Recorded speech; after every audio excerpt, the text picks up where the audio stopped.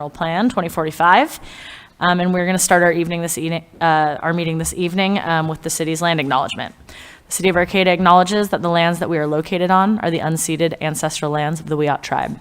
The land that Arcata rests on is known in the Wiyot language as Gudini, meaning over in the woods or among the redwoods. Past actions by local, state, and federal governments have removed the Wiyot and other indigenous peoples from their land and threatened to destroy their cultural practices. The City of Arcata acknowledges the Wiyot community, their elders, both past and present, as well as future generations. This acknowledgement seeks to aid in dismantling the legacy narratives of settler colonialism. All right, so that being that this evening is a special meeting, we will start with taking public comment. And so we'll take public comment here at the beginning of the meeting. And so if you're interested in providing public comment on the general plan, now is the time to do that. And then for the city's application to Housing and Urban Development Pathways to Removing Obstacles Housing Grant, we do have a business item tonight, and we will have another opportunity to make public comment on that item at the end of the meeting as well, when we hear that. And so we don't have as many people here as I thought, but we will be limiting the overall public comment time to an hour, but I don't think we need to worry about that. And so we will have 3 minutes for comments. And so now is your time to step up to the podium, and we will hear those comments. If you'd like to make public comment, now is the time to line up. Good evening, commissioners and council members, staff. It's good to see you all here. I don't have any real specific comments I want to say. I look forward to just your general discussion. A few things I want to say. When I look at the general plan, there are four things I look for. One is things that I don't agree with. Those could be matters of opinion, but I think they should be discussed. Second are what I call internal inconsistencies. These are things where one section doesn't match another section, and that includes also errors, fact. Third are things that I think are impossible to put into actuality. In these cases, I think sometimes the city is legally liable. Case in point here is land use policy, LU1F. It says that the purpose shall be to maintain an appropriate balance between single-family housing on individual lots and multi-user housing types. I think that's an impossible statement, and I'm sure we'll get to a lot of this stuff. We're working with a working draft. This is not a final recommendation. I think you all know that. And the fourth thing are phrases or sections that are vague and open to interpretation, either by current people or people who we haven't met who may be on the commission in the future. What I have trouble with, as you know, is this process that we're seeing. I submitted 30 items for the land use. None were discussed. The Humboldt Association of Realtors submitted things. That was not discussed. All in all, over the last year and a half, I think about 200 items have been brought forth to the Planning Commission and not openly discussed. I understand that you read them, you think about them, you incorporate them, but we don't have evidence of that. It's unsettling. I regard all of you as intelligent people, capable of making up your minds. What also bothers me is when I see things that I think are not factually accurate, and I see this a lot. It really bothers me. There's an ongoing pattern of things that are not accurate. For me, if there is something which is kind of exaggerated or sold or promoted, I'm suspicious, because I think the Gateway Code, Gateway Plan, and the General Plan should speak for themselves. They don't need any exaggeration or promoting. I've written to you today. I'll be writing to you more in the future. I hope you read it, and I encourage you to look at my website, arcata1.com. The staff report has about 15 examples of what I consider to be exaggerations. It talks about thousands of people that have been engaged. I disagree. It talks about a broad outreach to the disenfranchised or minority community. I disagree with that. The report that's mentioned had a total of, thank you very much.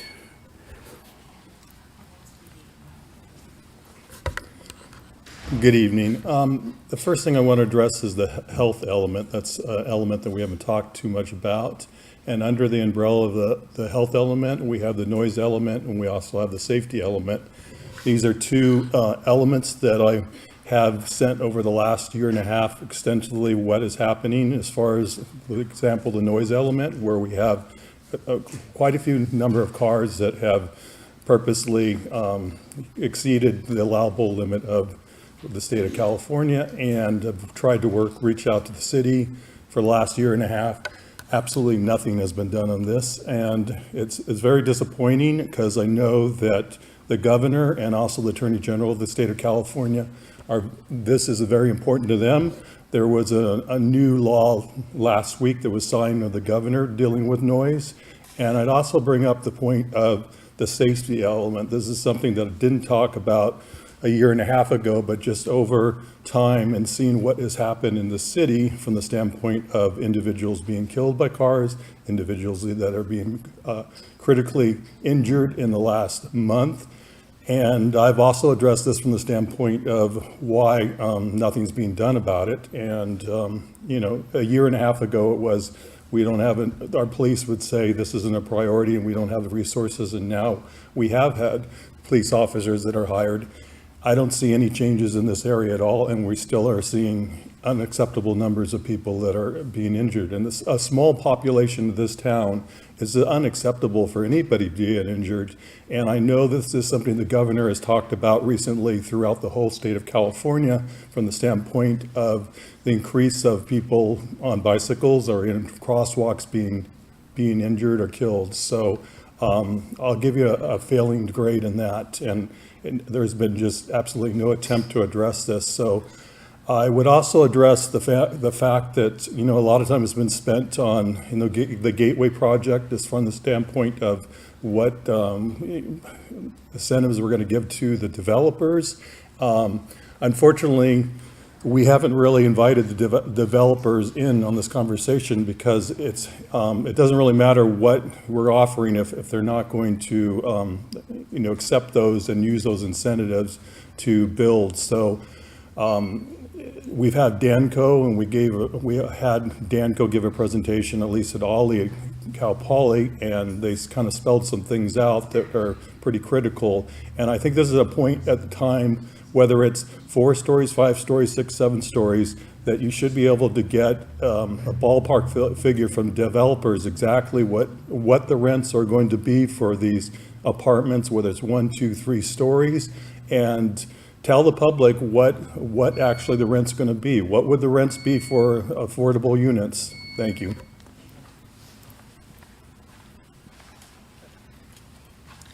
Hello to staff, commissioners, council, and others here tonight.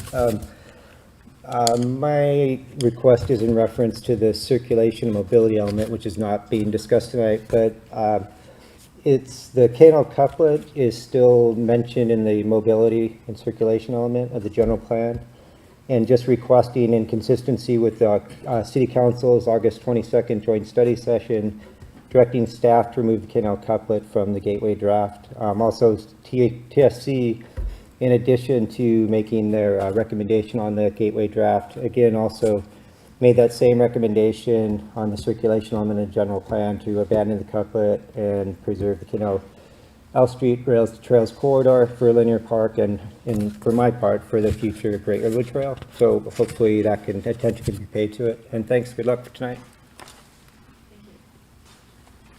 Anybody else here in person to make comment on the general plan? Go ahead. Hello, my name's Joanne McGarry, and I'm making general comments. I just want to remind all of you that when I spoke at the last study session, I talked about 3 things, and the power of 3 is really important to me. And you know, this is made out of triangles, and the triangle is the strongest form in the world. And what I mentioned last was safe, sane, and affordable when it comes to making our town livable, safe, sane, and affordable. We need to think about all those things. Another 3 is diversity, equity, and inclusion. And there's a lot of things that come in 3s that we really need to think about. And I just think about creative minds like Buckminster Fuller, who created the geodesic dome, and how our Arcata, our small rural college town, can stay in that flavor of small rural college when we're deciding how to sanely, and affordably grow for the benefit of a livable community. So, I speak in broad generalities about this because others know more and want to say more about specifics. But one of the things we need to recognize is the history of planning the general plan, and it involved the staff. It involved the elected and appointed commissioners and city council.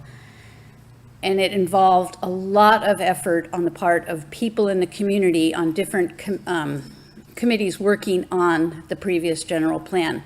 People who were on the Planning Commission have shared with all of us that history of how it was a very involved thing. So the third side of the triangle, I think, is missing a lot in what we've been doing of late.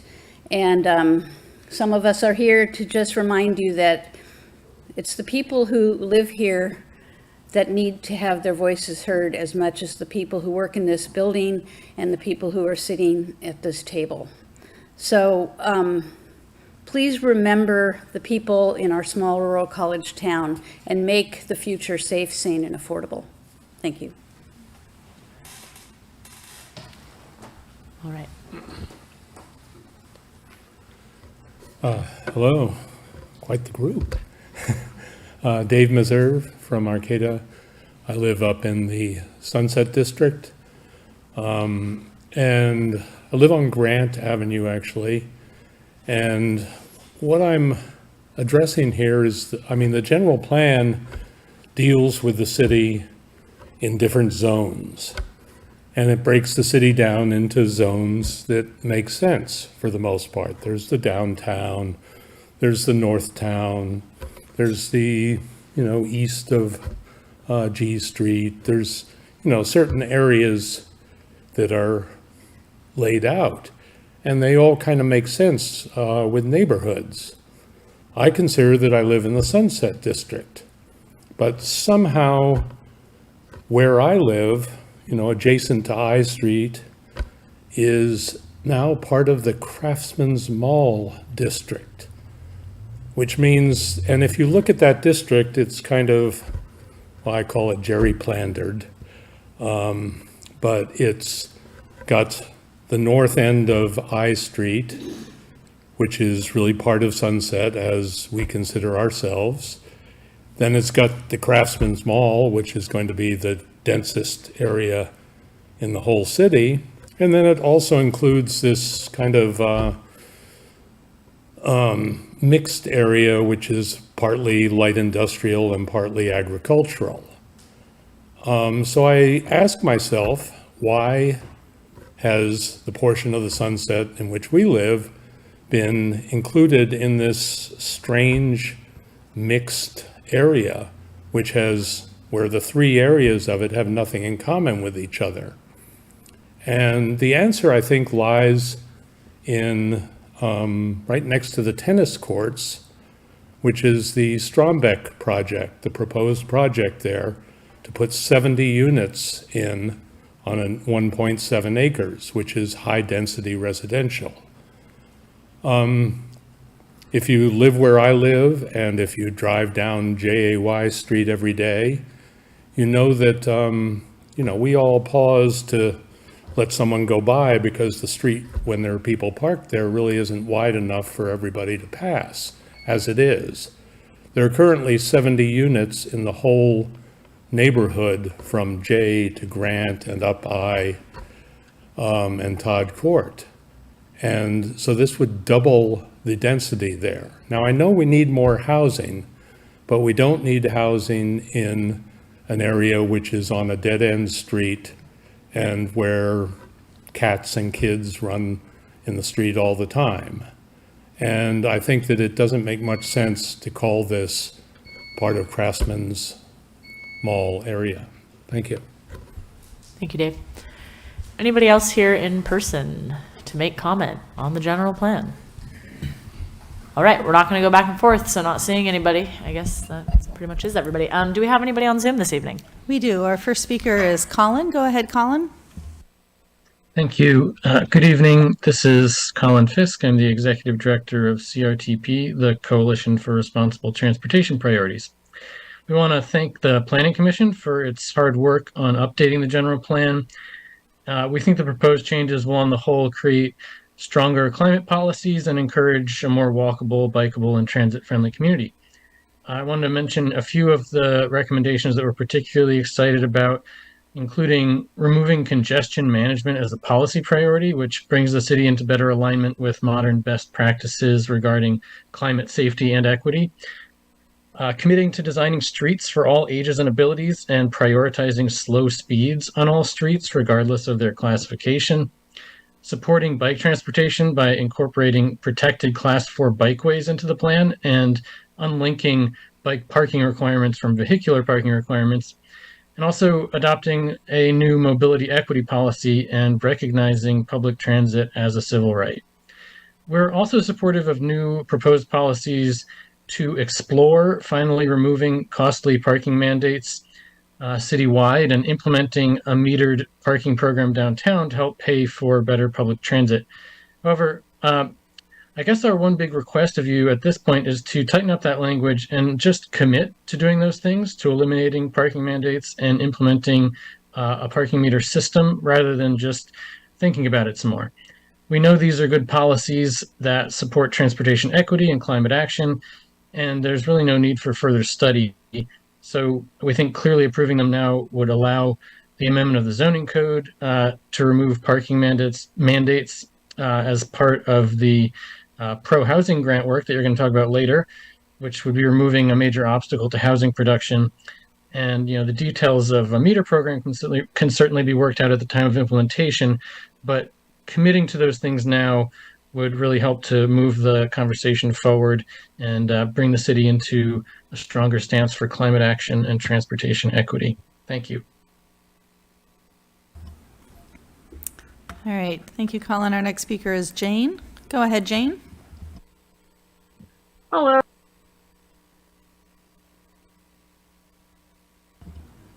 Go ahead, Jane. Can you hear her? Can we hear her? Unmute. Am I here? You're here. You're all good. Oh, whoopee. Delighted to visit with you again this evening. And I'm glad you're continuing these discussions. And I hope you'll continue to have one every month because I think they're very valuable. And I hope you do use these occasions to address some of the issues that have been raised, as Fred commented, to address some of the comments you've received. And I don't know how you're going to go about doing that, but in some systematic way, that would be really helpful. I also think it'd be useful at the end of a session like this that somebody sit down and summarize any conclusions that came out of it or issues that were raised that you want to have followed up on, so that we have a report out from these sessions that everybody can kind of look at. Anyway, in addition, since I'm not sure I'll be here a little later, I wanted to comment that Jen Dart, who is responsible for contracts, has done a great job in doing that and responding to that proposal. And anything you add to it tonight, she's got more work to do by the 30th. So we are lucky to have somebody like Jen doing such a fine job for the city and trying to hold everything together and bring money in the way she has consistently done. I think I commend the city for having a good summary of the information from the community center. Well, it's the neighborhood center meeting. It was on a weekday at an hour that made it difficult for many people. I think we need to, and it wasn't as well advertised as might been, and it was kind of last minute. So I think we ought to have another town hall. We never did a community survey. I think that's lacking, particularly since we have not done the task force's development of this as we did in the past. And therefore, I recommend we work toward having another one that's open to everybody and on a weekend when most people can attend. Let's see. I can't tell how much time I have left. I think it'd be useful when you have people online like this that you let them know when they have like 20 seconds to go. Or 20 they're not seconds, running. Jane. 20 seconds. Thank you. I want to praise the Planning Commission for bringing in a developer or someone, contractor, to talk about how to build high-story buildings today with current technology in wood framing and wood buildings that would be more susceptible to responding to earthquakes. So I Okay, think thank we you, need to also Jane. look at that. Thank you so much. Okay, do we have anybody else online? Yes, our next speaker is Lisa. Go ahead, Lisa. Good evening, council members and commissioners. As we face sea level rise, it is important to recognize the role that our upland, agricultural, and natural resource lands will play in helping the community adapt and survive.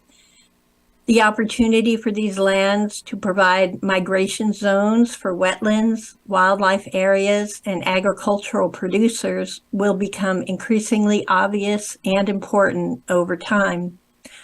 All that we have endeavored to protect and enhance over many decades, our wetlands, our forests, our agricultural lands, will not be completely lost if we continue to protect these lands well into the future and allow for transition and migration. While their role may change in these unprecedented times, the importance in retaining them as natural and open lands will take on new meaning and importance as our landscape changes outside of our control. The city of Arcata has a long history of recognizing the significance of these resources and has taken an active role in protecting them from development with strong support from the community. The community passion for the retention of our agricultural resources was strongly demonstrated earlier this year when the Planning Commission contemplated a small agricultural conversion off of 17th Street in Arcata. Sensible infill development is a vital component in the effort to protect these natural resources. However, planning for infill while simultaneously converting natural resource lands is not an action the community will tolerate. Strong policy is important in protecting these lands. We should not diminish our policies, but strengthen them. I provided you a few ideas on how to accomplish this in my letter sent earlier today. Thank you very much. Thank you, Lisa. All right, our last speaker on online comment is Darius. Go ahead, Darius. Yeah. And I would like.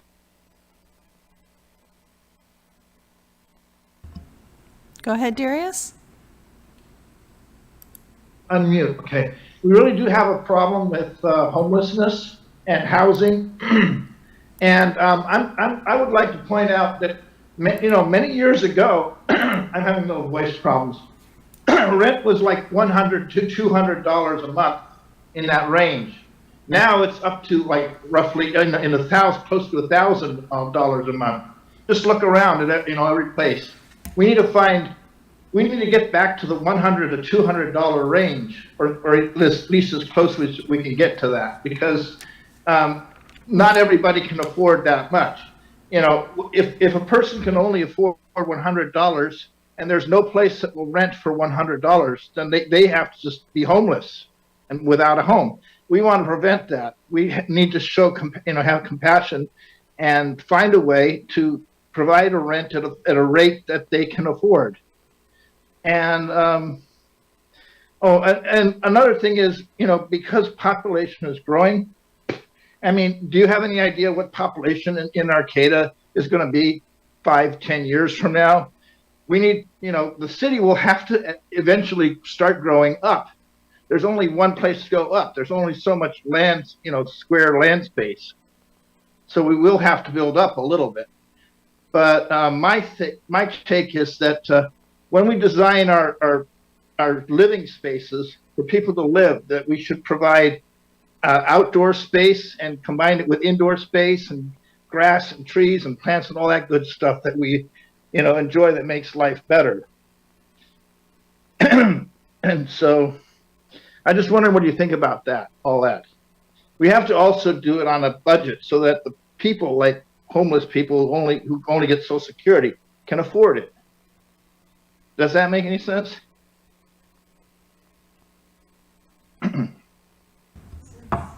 There's lots of people nodding here. Thank you. Okay.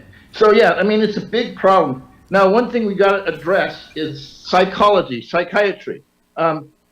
Actually caring for the mind as well as the body of these homeless people, or anybody who is on low income or needs to continue to be able to continue to have a place to stay. We need more psychiatrists, psychologists, doctors. We have our medical system here throughout this county is really quite laxing. I mean, it's not enough. We need to be able to get good care for people who need it. People should be able to go to a psychologist or therapy meeting right here in Arcata instead of having to go someplace far away or do it online. And that's about all I have to say. All right, thank you. No more online public comment. Okay, well, thank you, everybody, for your comments this evening, and we're going to dig into our discussion tonight. So we do have Heather Equinos back tonight to help us facilitate. I think those of us that were at our last study session really benefited a lot from having a facilitator, and allowed us to all better participate in the discussion, and I think we really got some good outcomes and good discussion from that. So thank you, Heather, and we're glad that you're back. And so again, coming together tonight, especially I think digging into the bulk of the general plan here, to learn from our planning commissioners and recognizing how much work that they have done on these elements of the general plan. And if you go back and look at the track changes version, it's a lot of work. And so again, thank you to the planning commission for everything that you've put into this so far. And so also, we want to welcome Sharon Blank and Meredith Orem here to share some of their insights from the work that they've completed and how we can use that to inform our decisions going forward. So I'll invite you up, Heather, to kind of get us started and then set the norms here for us. Or I guess, no, we're going to turn it over to you guys to start it. But Yeah. Either way. Okay. You're going to go first? Yeah, I'll go ahead and start. Yeah, sorry, we mixed it up a little bit just from last time. And we wanted to start with a little bit of framing. And I wanted to definitely introduce our equity partners, and give them an opportunity to talk a little bit about their work as well. We've also, we want to let them off the hook. We don't want to keep them here for the full 3 hours or however long it takes us. And so they will be departing after they've presented and had an opportunity to answer any questions. I wanted to start, the framing I wanted to start with was around the engagement that we've done over the course of the last couple of years. Deputy Director Dart is in the process of updating our community engagement report.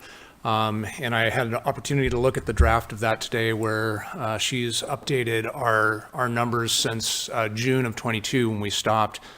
And so just to sort of start high level, I wanted to let you know that from January 2021 to June of 2022, we held 92 meetings, 92 separate public engagements. Some of them were planning commission meetings. Many of them were walking tours. We had Will Come to You sessions, whole range of different kinds of meetings, including one Spanish language meeting on the Gateway Area Plan. That 92 meetings represents 1.2 meetings per week during that time frame that your staff were out engaging with the public. From January 21 to current, after June of 2022, we transitioned into more regular planning commission meetings. And while we held still a few of those Will Come to You sessions and those types of other outreaches, we transitioned to more formal meetings at the Planning Commission and the City Council. And so part of the reason why I'm bringing this forward is to kind of frame and contextualize the types of engagement that we receive in that first year and a half versus what we're seeing over the last part of that. Still, in total, we had about 133 meetings where we've discussed the Gateway Area Plan, the general plan, and started from a real ground-up approach back in the end of 2020 to now we're really formalized and looking at drafts of these documents in 2021 or 2023, excuse me. In January of 2022, the Gateway Plan was released, and we had several meetings on that, starting in about the end of December, or the end of December of 2022 through May 2023. The Planning Commission and the public and the committees had the opportunity to look at the general plan elements that we're now looking at the City Council level today. And so I just wanted to reflect briefly before I turn it over to Sharon and Meredith to talk about the work that they did, where I see as sort of the kind of pinnacle of the work that we did trying to get at social justice and racial equity in the work that we're doing here, to reflect on that 1.5 years of what I would consider deep and broad public engagement that really is reflected in the drafts that you see now before you. The feedback that we got from folks in that early engagement, I have not seen most of those people come to a single one of these meetings. And so they never would have been outreached if it hadn't been for the work that we did. And I also wanted to acknowledge that this is work that we really integrated after the Institute of Local Government boost training that staff went to, that you directed our staff to go to, and leverage those lessons, building the community networks, really trying to get out and do more than just posting a notice and holding a meeting in these chambers. And so I'm really proud of the work that our staff have done. I'm really proud of the amount of engagement that we've done, and I'm really proud of being able to reach as many people as we did in the ways that we did. And the way that I look at this is that, providing access to the public through a notice public meeting like this provides equal access, but extending the outreach in the ways that we did to meet people where they're at is a reflection on what equitable access is. So comparing equal access where everyone has knowledge that the meeting happened versus equitable access where you're actually providing that deeper level of work to get to people and meet them where they're at, recognizing they're not going to come to these meetings. So again, as I mentioned, I feel like, sort of the capstone of that work was the work that we did with Equity Partners with Sharon and Meredith. I'm going to ask them in just a moment to share that work with you. I did provide you a link to the report that they provided based on that work, and we're not quite there yet. I'll let them describe that. But I just want to reiterate that these general plan elements that you're looking at tonight, the ones in the rest of the general plan that aren't specifically on the agenda tonight, but that you may wish to talk about, were really informed by that work. And and I guess I'll just stop there and turn it over to Sharon and Meredith to talk about the work that they did. Or do you want wherever you feel most comfortable? I think that's We're okay here. Thank you. So Meredith is going to go ahead and start giving some general information around the report. So thank you everyone for having us tonight. We are. You can't hear us? Yeah. Okay. Get closer. Oh. Yeah. How's that? Is that better? Okay. Can everybody hear? Okay. If you can't, if you raise your hand and someone will signal, we'll be louder. Okay. Thank you to all of us for having us here this evening to speak on behalf of the report and the work that we did with community folks in informing the plans that you're working on.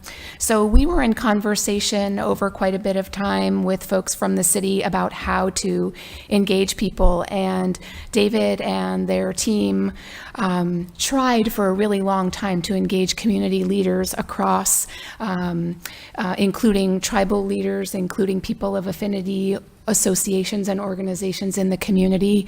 And I mean, with little success really, and people not showing up. And it was like, well, what's going on? It's like, well, people are working, they're at other meetings, they're doing other things, they have other commitments, their plates are overflowing.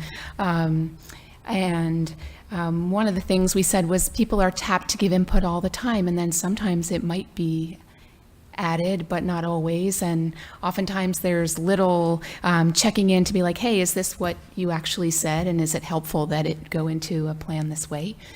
So we offered that as an opportunity in the various networks that we've been a part of, working in TK-12 equity work, and also through, formerly through Cal Poly Humboldt, and in the community. That we could convene a diverse group of people living in Arcata and also with experience around issues of housing in this community to come together. We had young parents with their babies on the Zoom. We hosted on Zoom so that everyone could attend. We had young parents with their babies on the Zoom with us. We had people with disabilities who wouldn't be able to get to this place, including their caretakers in the group. We had former students. We had a high school student in our group. And so really looking as best we could across all identities to represent folks who aren't typically part of this type of input. And I think it's easy to say, oh, well, people don't care. And it's like, well, no, they're doing their lives. Like, it's harder and harder to just do daily life. And so it's not that people don't care. Actually, they have a lot to offer. So one of our agreements was to be on Zoom. The other was that we compensate people for their time. And so our group, we worked along with Ron White, who's done extensive racial equity work in this area and brought a lot of it to this area. He was our third facilitator, and Gillen Martin was our note taker. And so we convened folks.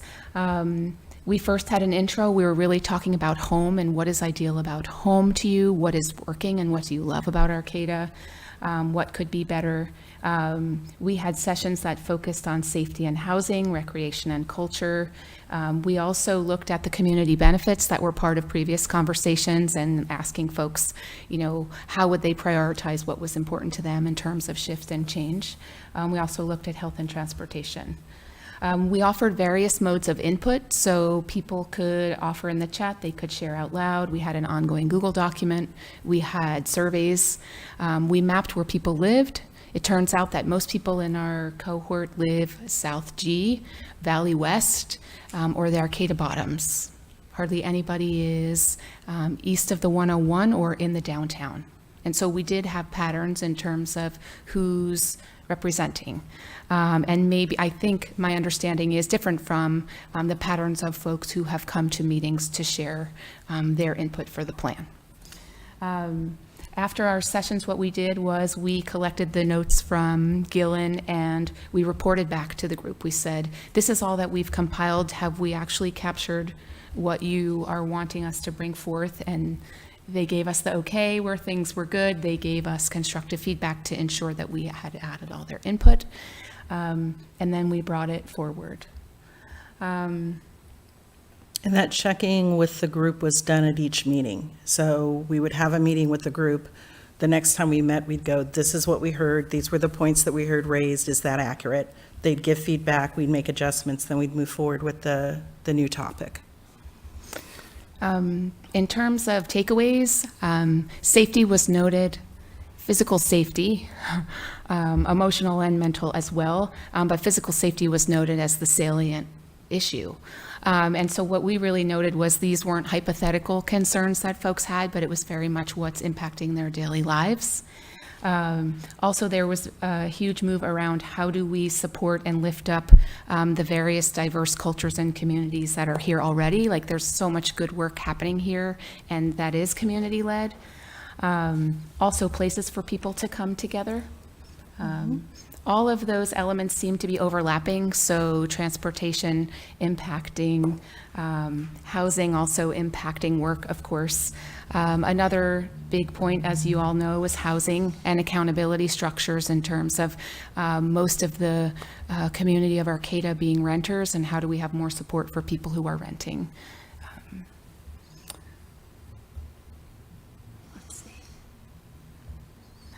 If it's helpful, I can speak to limitations and what we might suggest. I don't know if that is something you'd appreciate. You would? Okay. So one of the things that we agreed upon in this work was that we would offer a framework that could be replicated over time, really wanting us to have accountability structures and to grow the group of community folks giving input. We understand that, you know, a group of 16 folks isn't representative of everyone who lives in Arcata. It's certainly not representative, despite having folks who identify as Native and queer and Black and Latinx, and of varying abilities and levels of education and age. Of course, our group of 16 people doesn't have experiences that are representative of everyone who identifies as those identities or overlapping identities experience. And so our recommendation, of course, is to continue to gather folks and convene folks and get their input.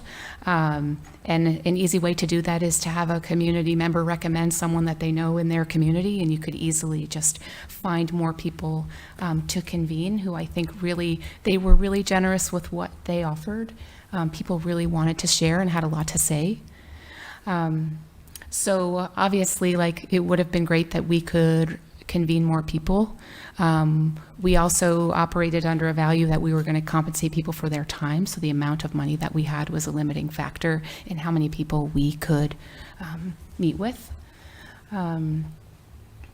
Another thing that came up was, in retrospect, we could have done better in terms of the questions that we asked. So some of us have some policy experience, but not as much as you all. And so we discovered, especially around issues of medical services and health, that, wow, there are lots of things that need to be addressed, but we could have been more intentional about the questions that we asked to really ensure that the input that community folks gave could inform the plan in a realistic way. Also, so that we weren't taxing community members and asking them to share of their experiences, oftentimes which were very difficult, but then also to be able to offer to all of you like tangible input that could really inform policy. So that's a place where we could certainly improve. Other limitations. Sharon and I mostly work in educational settings, and so it was new for us to work with city government. And so that is kind of a different animal, really exciting to be a part. And we have hosted and facilitated groups in similar ways in school settings for how to bring safety to schools and more equitable learning and community and lifting up cultures in schools for everybody who's there. I mean, so we have similar overlapping work, but not this exact thing. What else? Those are the main things that come to mind. We're happy to answer questions if you have any. The last thing I would just say is it was a privilege to be.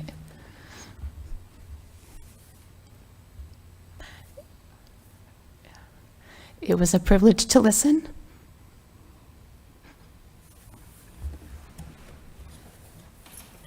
Thank you, Meredith. Thank you both for, doing this work. And like I can see right now, I'm sure you guys did not hear a lot of easy stories and, had to be good advocates for folks. So thank you for, bringing this report to us because it is important to the work we're doing. Do we have any questions from council members or commissioners? Okay. Go ahead, please. I missed the third group. You said Valley West, the Bottoms. What was the third area? South G. Thank you. I think I said South F, but I meant South G. Okay, yeah. I want to thank you both for the extraordinary work that you do.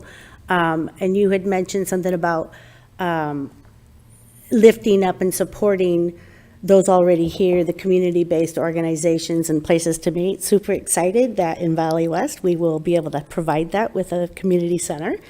And you also mentioned something about convening more people through referrals, and I just wanted to let you know, feel free to reach out to Kuna for the BIPOC community, certainly the Latinx community. We can definitely give you names of people that want to participate. And I did want to, you mentioned, or David did actually, that the work that you brought to the table, a lot of these folks would have never been able to attend otherwise, so I appreciate that. I'm really hoping that down the road we can bring in bilingual services, make the city council meetings bilingual and more accessible so that your work can continue. So anyway, I'm sure I'll have more questions later, but those were just some things, comments that I had right now.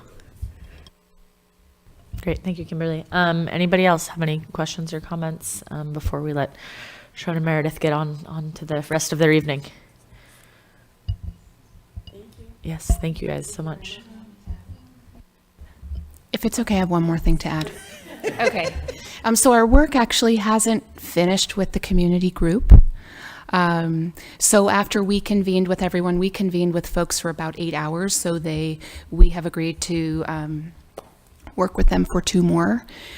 So with the report that we offered, then Sharon and I served as volunteers to work with a group of folks in the region who work more with policy so that they could look at the report and see how there could be direct connects to shifting policy in the plan.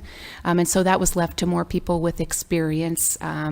Former City of Arcata council experience and policy makers in the region. And so those folks, we met with them twice. Melissa Maris of Stepping Stone facilitated one of those meetings for us, really looking at how can we report back to community and say, this is what we heard you say, this is what the policy looked like before, and this is how we're shifting it now to show that we actually heard and that the city heard. And so there is a 2-hour session that remains where David will lead. We'll be there to hold the space to report back to community about how what they offered will can be seen tangibly in the plan. The other really exciting piece of that is that Equity Arcata has been a part of that, and Equity Arcata has existed for several years here, and this is a real opportunity for them to be involved as an accountability measure with the city and community, and so that's just a wonderful opportunity.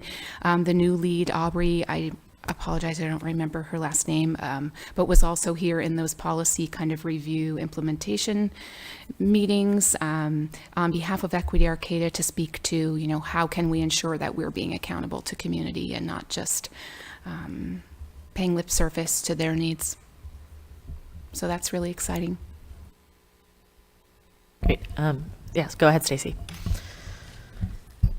I don't know if it's premature or not, but I was thinking it might be helpful if there were a few examples that, if you know of any that, you know, things that you'll be reporting back to that group, some of their thoughts, ideas, or concerns that are represented in there. If you had a few, it would be great to, I think, hear those. Yeah, absolutely. I think we can point to a couple of the policies in the health element, for example, tonight and what we're looking at. And I certainly will report back on, you know, the culmination of this work when we go back and have our, you know, accountability discussions with the stakeholders that Sharon and Meredith have pulled together. All right. Well, if we have no more questions or comments, I think that's it. Unless you guys have anything else to add, or if you think of it, I'm sure David can pass it on to us as well. But okay. Well, thank you both for being here so much. Yeah, we appreciate it. Thank you. All right. Okay, now I get to turn it over to Heather, I think, is the next step here. Yeah. All right. Hello again. Again, for some of you. I'm Heather Equinos. I was here at the last study session. I know there was a different configuration of folks, but I'm glad to be back and I'm glad to see all the faces around the table that are here. I was going to shape up what we were proposing to do tonight to see if that's going to work for you, and if not, how we might need to shift it. Okay, so our game plan was before 9 o'clock tonight, we would cover 3 topics, the topics of growth management, the land use element, and the health element. In order to do that, we were proposing a process very similar to what we did last time with a slight change. So it felt like I heard, anyways, that these topics were a little bit more technical. And so in planning this session, we heard that it might be useful to have a very brief, spicy and brief overview of that given topic by staff first. And then, this is where it's very similar to what we did last time. I will just look to planning commissioners to offer additional comments, like rationale for why they landed where they landed. No pressure for everybody to speak, but if you've got something, we're just gonna sort of popcorn it out. I got a request to maybe chart some of those, so I'll do that this time. And then what seemed to work pretty well last time was then I just turned to council members and I was like, hey, what are your questions? And sometimes there are statements, that's fine. We're like, sort of like, what are your questions or topics that you have about growth management, for example? I chart those out. Sometimes I have to ask people to pause because if there's like a number of questions in there, I just want to make sure I'm getting them accurately, completely. So I might ask you to like time out so I can get that right. But once we've gotten all the questions up, then what seemed to work pretty well last time was I just turned to planning commission members and was like, hey, of this list of questions, which ones might you tackle? Last time there were clear themes or like it was clear where there might be more energy around things. So we heard from commissioners, responses to those questions. And then if it seems like there might be different levels of support amongst council members, I can use this gradients of agreement chart where I would be asking you all to just sort of give, this is obviously not a formal vote, it's like a sense, like taking our temperature about our levels of support. And I'll move this over here if we end up needing to use it. But the idea is it would be lovely to get a sense where council members are in relationship to the current recommendation. Is your level of support a 1? Like, I completely agree with this recommendation. I've got no concerns. To a 2, I'm supportive with minor concerns. 3, I'm neutral or have no opinion. 4, I have strong objections, but I'd stand aside. And 5, I cannot support this. And the reason why this can be a useful tool is if there are council members who are a 2 or 3, certainly a 4 or a 5, it would be useful to understand why. So that the planning commission would have the benefit of understanding like what's the blocking concern, so they could consider how to address that. If it feels as though everything's rolling well and everybody's like 100% in support, I might not bring out that chart. I was cute about that. So if that's the case, we won't use it. But if it seems like there might be some hesitancy around the recommendation, we could certainly use it. So we can sort of identify that pretty quickly. So that is the sequence of steps. Is this making sense? Are you willing to try it out again? Seem okay? Great sense. Okay, very cool. And so these were our guesstimates on how much time things would generally take, and we are humane, and so we aim to build in a little break in there to give everybody a chance to get up and move. Okay, so with that, Jen? No? Okay. I was like, yes. All right, so we're gonna start with topic number 1, growth management, with a brief intro to the topic from staff. And maybe it's Jen, are you on first? I am. Okay, cool. And can we get the computer up, please?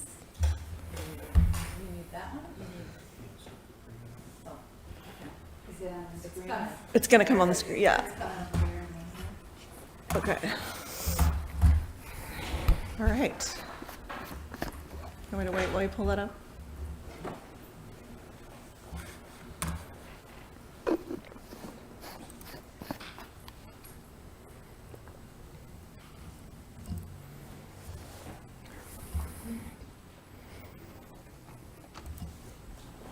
Okay. So I'm going to go over just a brief bit about the growth management element. Oh, just a brief overview about the growth management element and kind of what the differences were. The growth management element is the first place in the general plan where the city identifies its strong commitment to conservation and desire to protect its green belt by focusing growth within our existing boundary. What that means is infill development. The main differences in the updated element are just some minor changes to make it consistent with state law, and then added language to emphasize infill development as the primary means for housing future residents, adding language identifying Cal Poly as a major driver for both economic and population growth, and adding language highlighting the city's commitment to protect environmental and agricultural resources. There's 4 boundaries, which is on the map that David brought up, identified in the growth element that are important to kind of understand. And David did talk to them in more depth in a video that he put out, so I'm not going to go over all of them really specifically, but just to get everybody familiar, there's the planning area. That's the area that's outside our regulatory authority. So this would be outside our regulatory authority, but close enough that we would like the county to at least reach out to us if there's a project in that area. There's the sphere of influence, which is the area adopted by the by the Humboldt County Local Agency Formation Commission, which is LAFCO. Try not to acronym you to death. And it includes unincorporated lands that could be annexed during the planning period. This map's a little harder to read, but it's the dark brown areas that you see there. This one's a little difficult to read on the screen, but then there's the urban services area. This is the area that's both inside and outside city limits that the city provides or can provide sewer and or water services to. And then there's our city limits. So those are kind of the 4 areas that the growth management element discusses in that plan. Making the urban services area and sphere of influence as small as possible is one way that the city can show its commitment to developing inside of our existing footprint. Most of the city's growth has been historically and will likely be within our current city limits and concentrated in infill opportunity areas. And we're going to talk more about that when we talk about the land use element. So I think that that's kind of the overview that I have about growth management, in case anybody else has anything else to add. I don't know if David, do you have anything else to add? Cool. Thank you. All right, so this is the moment where if planning commissioners, do you have any, anything you want to offer about rationale behind the recommendation? Dan? Well, it's a point of clarity. Yeah. Did the sphere of influence grow in this rendition? Or did it shrink? So the sphere of influence is updated by the LAFCO, the Local Agency Formation Commission, and they do that through what's called a municipal services review.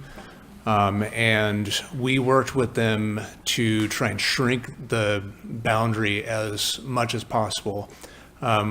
Ideally, we would have had a sphere of influence that was basically, only incorporated the areas that we actually would like to pursue annexation of.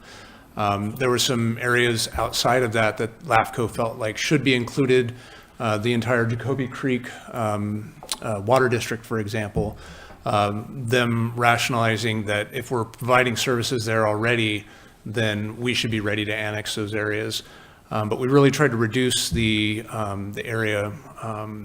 And this was in contrast with sort of some of the policy that we took out, as you may recall, from the growth management element, where in the general plan 2020, the concept was to try and use the sphere of influence as a way to exert some additional regulatory authority into these areas that are outside the city limits, primarily for ag preservation purposes. But that's just not what the sphere of influence is intended for. The sphere of influence is intended to signal that we may annex these areas and incorporate them into the city and develop them for urban purposes. And so, to answer your question in a very lengthy way, yes, we made it smaller. Because in the 1970s, when we did the general plan at that time, our sphere of influence, we used not to So in the 1970s, when we did the general plan, our sphere of influence went to the Indianola cutoff, as Eureka's did, and those were our boundaries that neither city would go beyond. So it shrunk. It shrunk. Cool. All right. That was a question from a commissioner. Anybody on the plane? Yeah, Judith. I was figuring Scott might have something to say first, so. I kind of wanted to pull back a little bit, and then I did have a couple of sort of specific points about the growth management element. First off was we didn't really have a chance for commissioners or city council members to weigh in on the general plan process as a whole. And I think it's really important to see this process and the document as a whole document rather than just a collection of elements. One of the things that is pretty clear as we were doing our text revisions was that this really is a work in progress that we forwarded to you, and we know that we hope that there will be some more work to do on it and that you'll support the commission in that. The second thing is, when you look at the city's general plan update website right now, there's no vision statement there. In our existing general plan, the vision statement is a really, really important part of it. It's the overarching part of the plan. What this draft has done instead is it's taken parts of vision statement-y kinds of things and stuck them in each element. But when the Planning Commission discussed the overarching concept for the plan, we had a very confused discussion in which some commissioners felt that we were tweaking the old vision statement from general plan that was adopted in 2000. And then suddenly we had a completely different vision statement that was developed kind of offline by a separate group.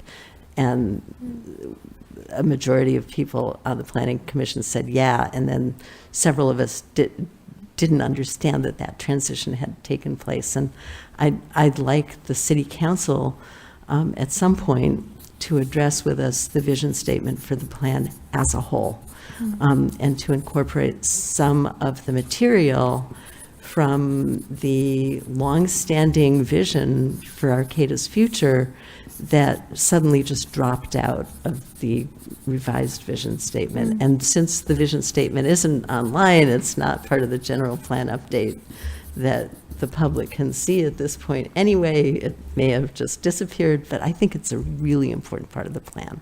And I'd like to have a vision statement very prominently. Third, I guess the gateway process has highlighted a number of issues that we've discussed in depth for the gateway.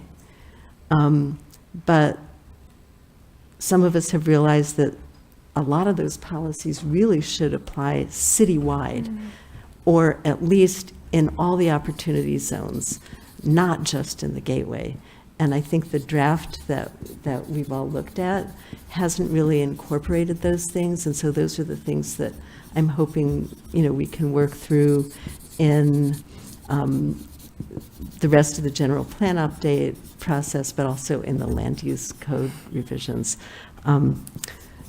So sorry to take up a lot of time, but we really didn't have a chance to even talk about the general plan as a whole. And I think it's really important for us to see the whole picture and not just the elements. So I did have some kind of specific stuff about the growth management element. And these were things that came up with the Planning Commission, and we kind of resolved them, but I'd like the City Council to kind of weigh in as well, as if possible. There's a policy, GM2G, resource lands in the sphere of influence. That's the idea, that we have a sphere of influence, not just to target future lands for development, but to identify lands for conservation in our green belt and what I'm now calling our blue belt as well. The only way that the city can annex any lands for conservation purposes that are now outside of our city limits is if the city already owns them. What that means is that if there's an attempt to designate lands important for conservation that the city doesn't own, couldn't own, can't afford to own yet, but that there may be an outside entity that can assist the city with that, a land trust, some form of donation. Right now, there's no way that the city could annex those lands, and they would be then continuing to be subject to county authority only. And while we like to work together with the county, it is possible to envision a point where we have some serious disagreements with the countywide permitting processes. And I think it would be really important to have a tool to incorporate opportunities to annex lands that the city doesn't yet actually own itself. There was another issue with growth management that I wanted to address, which is there's a policy GM4, urban services and the urban services boundary. The objective there is to extend city services only when they're not going to exceed the city's planned system capacities. But we don't have a tool that will require us to either have or have clearly adopted plans to provide that capacity first. And it would be great to have an infrastructure and service requirement policy in that plan. Doing it through an environmental impact assessment process is not enough, because that requires that we look at a project's impact on the environment. It doesn't require that we look at the environment's impact on the project, including for natural hazard mitigation. And the other thing is, to look at those overarching policies related to conservation on our boundaries, and to figure out mechanisms to actually interact with the county, and to detail those in the plan itself, and not just through, memoranda of understanding with the county, but to actually put them in the plan. And so, those are some additional policies that I think can easily be added, but that aren't right in there now. Thank you, Judith. All right. Did we get them all? Okay. I want to honor what I said to be the process, if this is okay, which is hearing if any of the other planning commissioners had other things they wanted to popcorn out before we take questions. Commissioners, anything? Okay, cool. Let's move to questions then. Kimberly, what you got? I just needed some clarification, and I apologize, maybe I should have did better on my homework, but my understanding was the sphere of influence. So I got a little bit confused from the letter that came in from a community member, because she wants to remove some of these ag lands from the sphere of influence because she thinks that's going to protect. And my understanding is they're in the sphere of influence because they already have infrastructure and services provided. And so does this make any sense to anybody why I might be confused? So Juan, can we have the computer back up so I can show that graphic again? Hey, David, I want to just also honor the process, which is we were going to harvest all the questions. Okay. And then dive in, because there's the possibility that we'll just zoom on in and only take that one question and never get to anything else. Appreciate that. okay, so I did watch the videos, so thank you for that. That was really helpful. But it still left me wondering with the other letter coming in of how we want to conserve our agricultural spaces and green spaces, and whether they're in the sphere of influence, if that actually does the job. In the past, that was the intention, but then in light of, the annexation, or the one that didn't come to fruition, that the community members pushed against, it sounds like maybe there might be another way to protect those lands. So that's what I'm trying to clarify. And I wanted to thank you, Judith, for, I wanted to, yes, we need some kind of infrastructure policy tool of sorts would be great to have that in there. And so she was talking about, and you probably could explain that better than I am, a tool that would help to make sure, let's see, I wrote some notes. The urban services and boundaries piece? It's basically an adequate public facilities policy in the plan itself, and to just be very explicit about it. Thank you. And that would also be another tool to make sure that we have the capacity as we annex in, to make sure we have the infrastructure to deal with that, right? Is there like do we have anything like that to let us know, like, we need to stop now? I think it came up, just to clarify, it came up in the context of people from the public also being a little bit freaked out that we would be extending services to an area that would be annexed and then developed, demanding services, and areas within the city already where infill or further development would take place would then, kind of come in second if we ever came to the point where we were drawing to, the capacity of any of our infrastructure. So you're referring to Jacoby Creek, for instance? Is that it, Pacific Union? The example that members of the... Are you referring to like Jacoby Creek where we're providing water? I'm not referring to any single place in specific, but this particular freak out came out in the context of Boyd Road. Okay. And so I want to make sure I'm understanding the question, because it went boom for me. So I think there was something like, do we have a policy about extending services to areas? Is that right? Yes. Okay, I heard cool. it as ensuring adequate service provision. Ensuring adequate service. Thank you. And I apologize, I had several questions in Yeah, there, so, totally. yeah. Thank you. And so that's why I didn't want to jump directly into answers until we got them all out.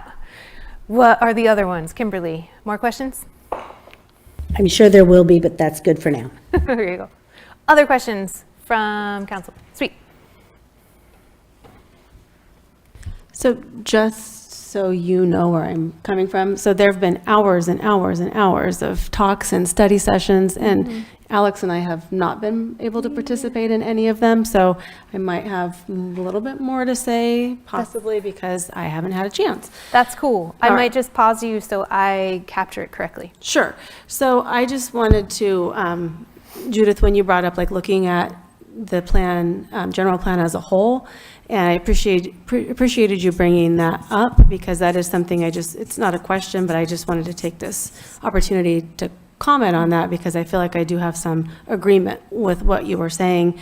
For me, when I was reading through it, when I looked at the 4 different areas, which we'll get to, I know when we go down the road, like the infill opportunity zones and such, the question that kind of popped into my head was, why would we be treating those 3 areas different than the Gateway Area Plan? And I know that this has evolved, like, you're all saying it's a working document. I know the process has also been evolving, and I believe those neighborhood areas were added in like later, after Gateway was singled out.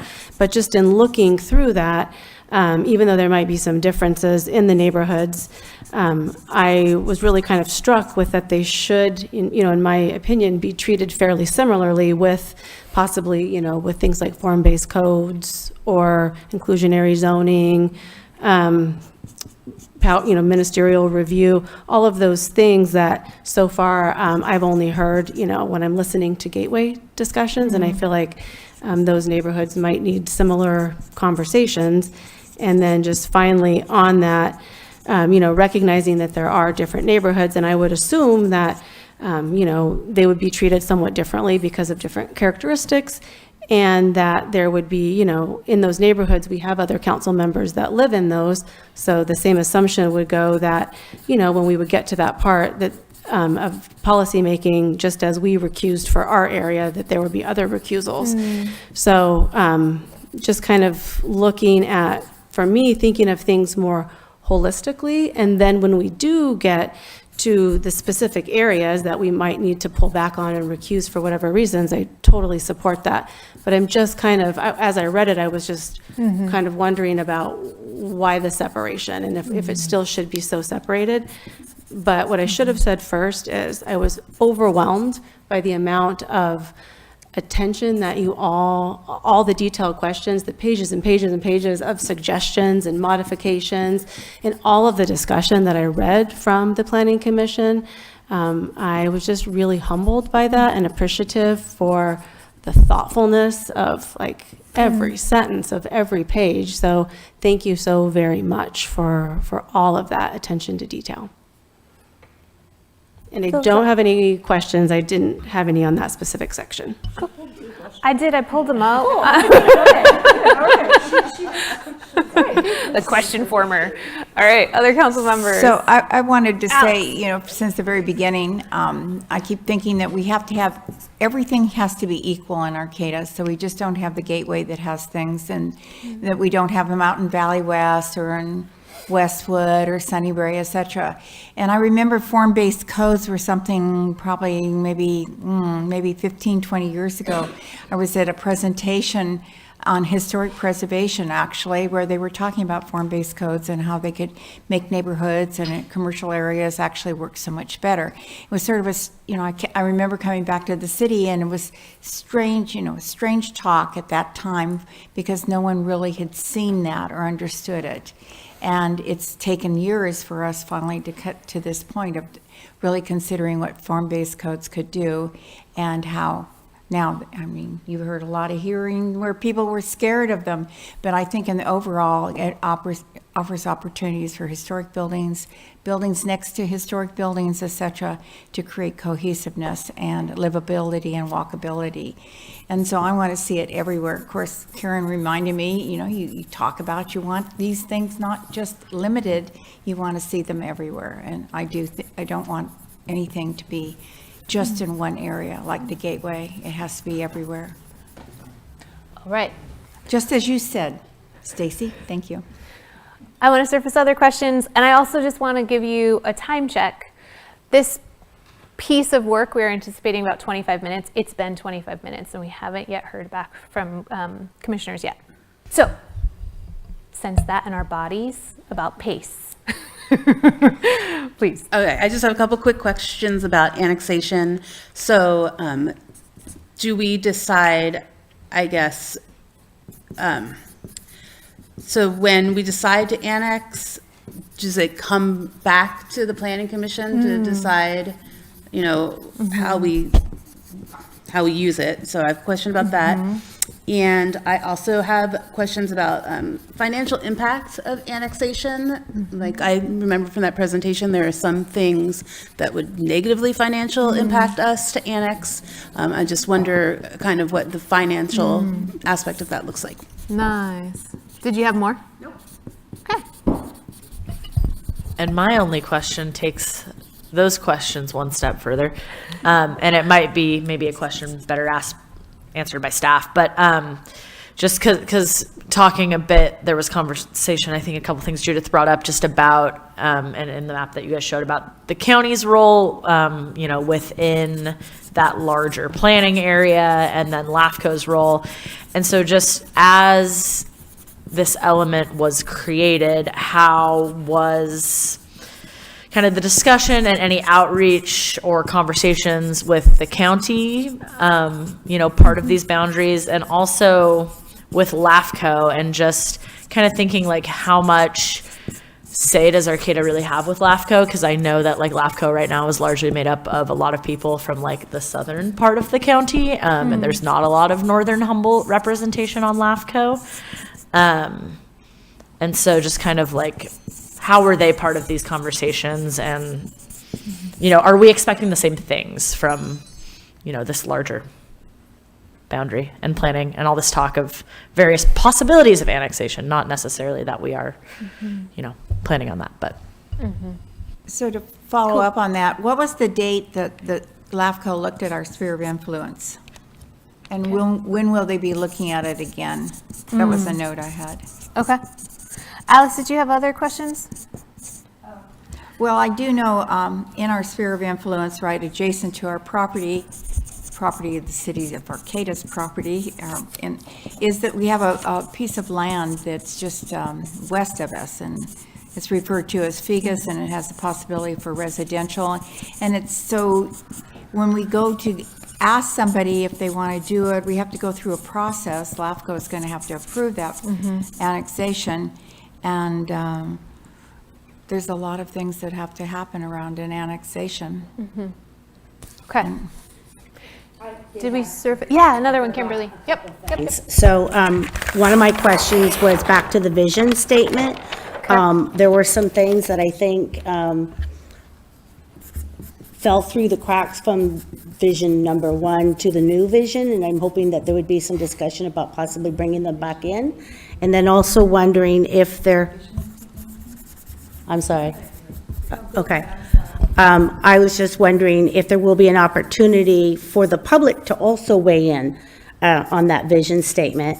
And then my other question was, and I realize that we are not going to be spending as much money or time necessarily as we've done with the GAP on the other areas of opportunities, but will there be a budget for those areas of opportunity to do outreach and that kind of thing? And I think that was it.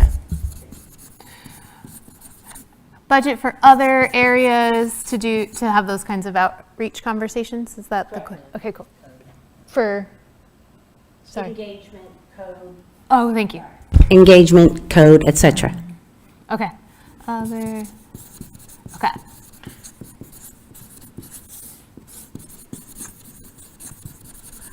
All right. We got some good questions here. And then my third question is, when is the bio break? After this section. All right, so I just want to note they're flowing here, here, and here are the questions currently. So there's this question about sphere of influence. Can we clarify, will this help us conserve ag green spaces? Is there a different way to protect that land? Do we have a policy about ensuring adequate extension of services to areas?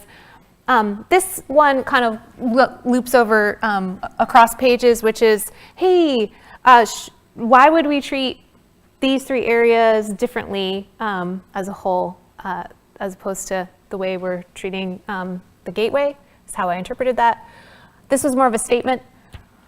This question was about annexation. When we decide to annex, does it come back to the Planning Commission to decide how to use it? What are the financial impacts?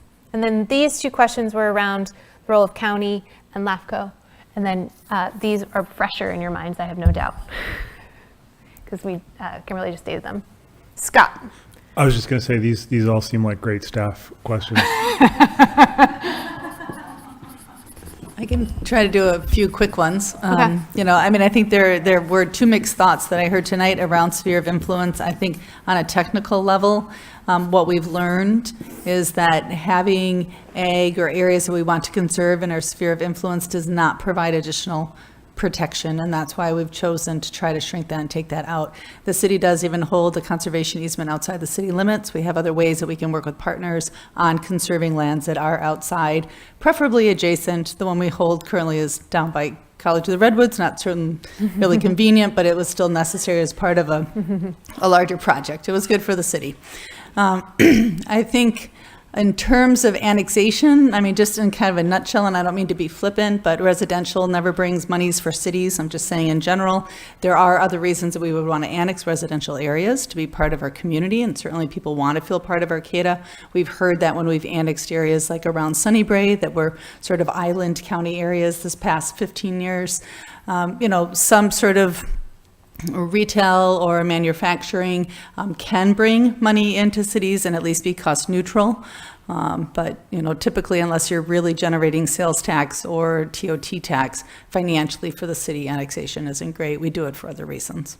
And yes, all of that would come back to the Planning Commission, to the council. When we go through an annexation, the city ultimately needs to set a land use designation for those properties. So you'd all be seeing those many times. Does that start? Good start.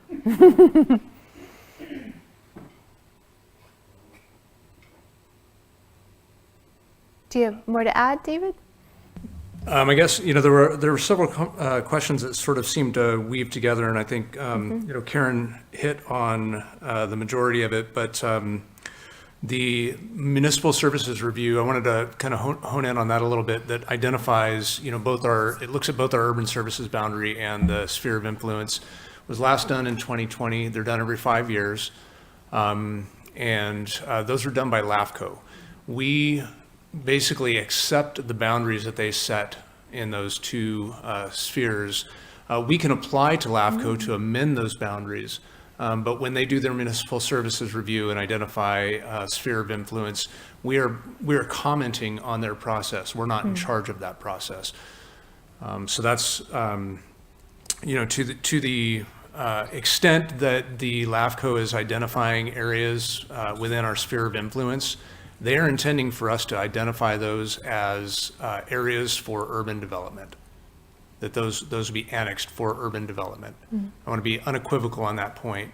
There were some questions about, did they comment, how did they participate? Those changes that we made in our growth management element to bring those consistent with state law were specifically commented on by LAFCO staff. And so, I get where we're trying to go with, like, if we have this sphere of influence, we'll be able to annex for these purposes. And under our growth management policy G4A, I believe it is, there's still a policy that says, because we know that there are certain lands that the city of Arcata has acquired that are outside our jurisdiction that ultimately we want to annex. The Jacoby Creek Forest is a perfect example of a area that we acquired way outside the jurisdiction that we then annexed and now have a island that's part of the city of Arcata, way removed from the city of Arcata. We have a couple more, and we want to be able to have that ability to do that when we purchase land, when it's owned by us. And then the second reflection on that, and this is the last thing I'll say on those topics, is that through the Gateway Area Plan, and again, this is a policy that could be applied citywide, we developed a concept that we would be able to use these community benefits to help purchase conservation easements through private development, so that we could realize the green belt protections through conservation easements over time. And so that's, I think, a more effective way of providing that protection for those greenbelt areas. Isn't that a method that's been used in the Arcata Forest? To some extent, yeah. Yep. Cool. Follow up? Yeah, I just, sorry if my head is still trying to understand whether the sphere of influence and having these ag lands in it or out of it is better. And so I guess what I'm wanting to know is the community member who wrote in said, and I guess I just want to, if you could comment on this, was they would like to have all agricultural parcels to the west and north of the city limits to be removed from the sphere of influence. And they go on to say, simply put, as per state law, a sphere of influence identifies areas for future expansion of the city. And while the GP 2020 attempted an alternate strategy to utilize the sphere to help protect these lands, the recent attempt to annex the prime agricultural lands west of the city without a protective easement is indicative of why this strategy clearly will not work in the future. And I'm wondering if there's just other reasons also to remove them from there, because we don't ever intend to provide, it's not going to be residential infill. We're not going to be providing urban services. So, yeah. Yeah, so, and I think what we reported out initially is that the city did request as much shrinkage as possible. Ultimately, it's set by LAFCO, but I think the staff position is 100% in agreement with that comment. And it's why we approach LAFCO in that way, based on the comments we've heard from the public and the community around that. I know we heard a little something different from Judith tonight, and appreciate that. I think a lot of us think that way, is that we want to try to be able to have that control, but we have found over the years that that's maybe wasn't our best strategy then. So I can pick off one more quickly if you want. Can I just ask a quick clarifying question, Karen? Because I think this is what you stated, and I just want to make sure, because we don't really have a say over exactly what LAFCO decide. I mean, we can influence them and ask them for what we want, but ultimately, once they create the sphere of influence, that was LAFCO's decision, right? Okay. Thank you. Okay. You were going to pick up another question. Yeah, I was just going to mention around policies on extension or on infrastructure. We do, I mean, just for reference for the community, we do have state laws that require us to review our capacity of both wastewater. We have an urban water management plan that we do every 5 years, looking at current use and looking at future use. And then we do every year track dry weather flow within our wastewater treatment plant to be tracking that. So we are carefully tracking the capacity of those base infrastructures. Having a policy around that is certainly fine. It's just a natural part of what we do as operations of a city every year. And I think a commenter or somebody asked a question around, if you annex areas, or even if you don't, we don't actually choose who develops first. It comes, based on those private developments. So it's absolutely true. If we annexed in an area that we thought was actually really ready for development, that certainly could beat certain people to levels of infrastructure. I don't see, say, water and sewer being real limiting factors right now. Fortunately, in this area, anything can happen with our water world, of course. But right now, those aren't our most limiting factors up here. And I'll just add to that policy GM4A does identify municipal services, sewer and water, and other municipal services as being part of the analysis that we have to do, not related to CEQA, but part of the analysis we have to do to identify whether or not we would move forward with an annexation. And I think that, it'd be, perfectly legitimate to add to that, to emphasize that we want to make sure that we have that capacity. I mean, basically, if we don't have the capacity and someone wants to annex, they have to build the capacity. Mm-hmm. That's basically how it works. So I don't think there's any harm in sort of doubling down on that statement and emphasizing that capacity has to be there for annexation. Okay.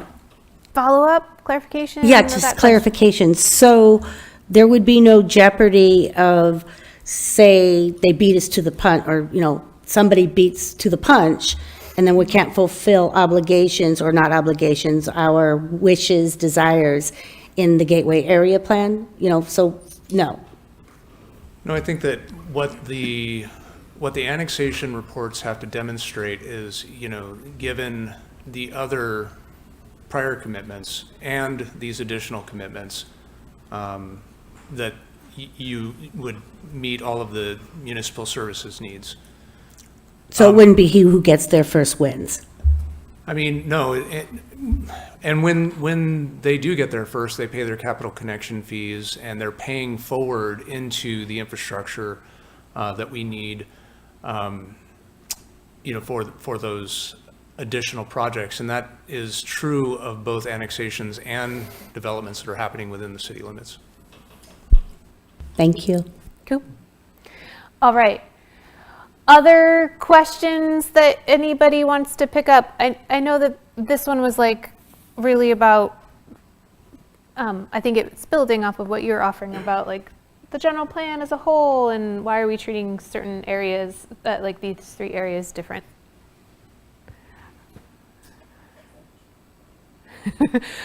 I see many people. You want to go here and then we'll go over here? You know, I was getting that too, and that's actually come up with the Planning Commission. And I think that, you know, staff has basically emphasized to us that the gateway is the first of the opportunity zones that we're dealing with. And I think that's one of the reasons why it's been so agonizing, because, you know, we haven't done it before. But, you know, at some point there's going to be a debate about, well, do we use the same standards, the same pattern, the same kinds of approaches with the other three opportunity zones, or do we recognize each of their uniqueness and do them sort of one by one so that each area has its own area-specific form-based code with its own area-specific benefits, and you know, to really recognize that uniqueness. We haven't decided that yet, have we? I don't think all those final decisions have been made. I mean, I feel like staff needs to reconsider what we've heard this evening. And I really just don't want to get ahead of ourselves. We've only heard from a couple of council members and one planning commissioner. There are two separate areas around Gateway, and not to talk about that a lot, well, we have two here to recuse that in detail, but, you know, there is the policy side of it, and then there is the form-based code. I do think that each of those infill areas could have their own form-based code, and that could reflect that unique character of that region. The question, I think, that, or what I heard starting with you tonight, you know, that was reiterated then, is that there may be interest in looking at larger policies that, I mean, I'm not going to say eliminate the Gateway plan, right, because that seems too extreme. Please don't panic everyone out there, right? You know, but that is sort of the conversation that I feel like was opened with that concept of that these are policies that are good citywide. And is that something, I have no idea if that's something that the council would want to revisit. It's something I would personally like to visit, because I think that we need to treat everything and look at all those possibilities throughout the whole city and not just relegate it to one section of town. Okay. Right. Well, I suggest we put a pin in that one and let's do some analysis before we send shockwaves, please. I will actually draw a pin. There are two additional questions here. I wonder if we could pick them up quick before we go to a break. Vision statement, and maybe it's just a general pulse check around that. There was that, again, something that Judith opened with and then Kimberly built on, which was like, this vision statement, it got dropped. Can we bring it back in? And could the public have a chance to chime in? Can I just address that real quick? The vision statement is in its own separate element. Right now, we've got the elements listed individually. We haven't packaged the whole general plan together. And so we can fix that, because the Planning Commission did make a vote on a vision statement. Commissioner Mayer is absolutely correct. It was confusing. Our staff report wasn't clear. There was some confusion about the motion. Ultimately, the confusion was cleared up, and I believe that the commissioners can speak, those who were involved anyway, can speak for to this, but I believe that they understood what they ultimately were adopting. And it was just an oversight on our part that we didn't post it along with the other elements, because it's not technically an element. It's part of the format, or kind of like, you know, the table of contents and the you know, cover, but obviously a lot more important than those. But it just isn't its own section. So we'll get that uploaded. Okay. And then budget for additional outreach to other areas. We have a whole nother item coming up on this agenda to talk about budget for these kinds of activities. Okay. And the answer is yes, there needs to be a budget. And no, there's not one right now. Okay. Follow up? Sorry, needing clarification. So did everybody agree then that the new vision statement is good to go and that there's nothing to add or change? I'm not sure. Yeah, there was a For the planning commissioners, could you weigh in on that? Yeah. Thanks. Yeah, I mean, I think we came up against this sort of missing piece and talked through it as a group, and I think it came back to staff to fix, and staff was just going to bring it back as we continued working on this piece. But I don't think it was I wouldn't characterize it as a stumbling block at all in that meeting once we kind of talked through and got to a place of agreement about it. I think the vision statement is one of the things that suffered from extreme time pressure, where, you know, we had two very different vision statements in front of us. Some of us had provided detailed input on the old vision statement in terms of how to update it so that it reflected better values of equity and stuff like that. And those of us who did that had made no comments on the completely new vision statement, which had not been developed within the Planning Commission,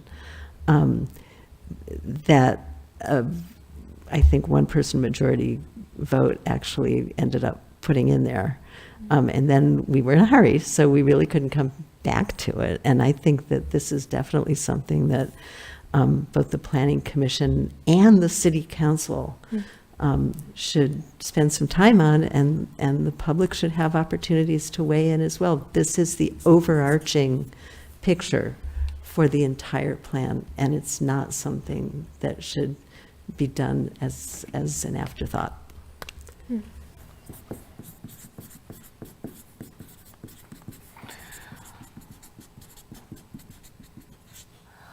So I don't know, because this isn't a decision-making meeting. I guess I just noted here, like, one direction was it could be added in as it was approved, and it sounds like it could be revisited to check to see, commissioners, do you like this? Is this still good? And hearing a proposal, like, and obviously the council should look at it too and see if there's revisions. And I was also hearing advocacy for the public to have a chance to chime in. So I think at this moment in time, I can note all of those things so you can decide what you want to do with them after. I mean, so noted. We certainly assumed that City Council was going to look at this with everything that we recommended up. So I don't see that as being different in any way. Cool. And I would also say there's been opportunities for the public to weigh in on all these discussions, and will continue for sure. Okay. I'm just asking, is this vision statement, is that outside the whole growth management piece?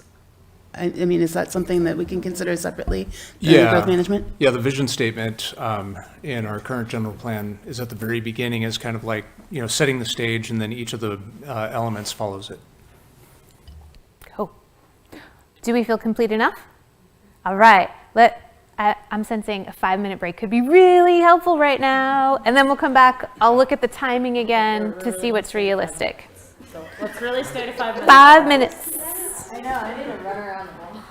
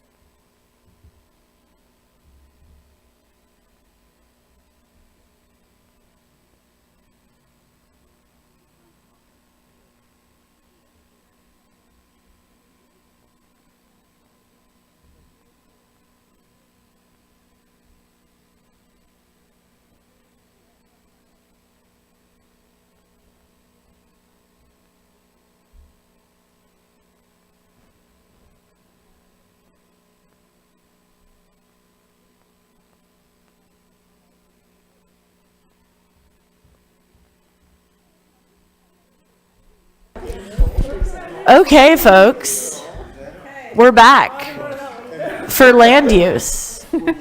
Hip hip hooray for land use. All right, I just did a quick readjustment of time. We could still cover everything if we try to keep this piece of work to about 30 minutes and then the next piece of work to about 30 minutes, okay? So we'll see. Obviously, we don't want to rush things and then compromise the content and the quality of the conversation. We're not interested in that, but we are interested in seeing, can we be like succinct, clear? I don't know if that came through on Zoom, but so presentation first. Comments from commissioners. I'll take all the questions, and then we'll see how we want to respond to all the questions. Who's presenting this time? David? Yeah, I am, and I'm going to be very... Excellent.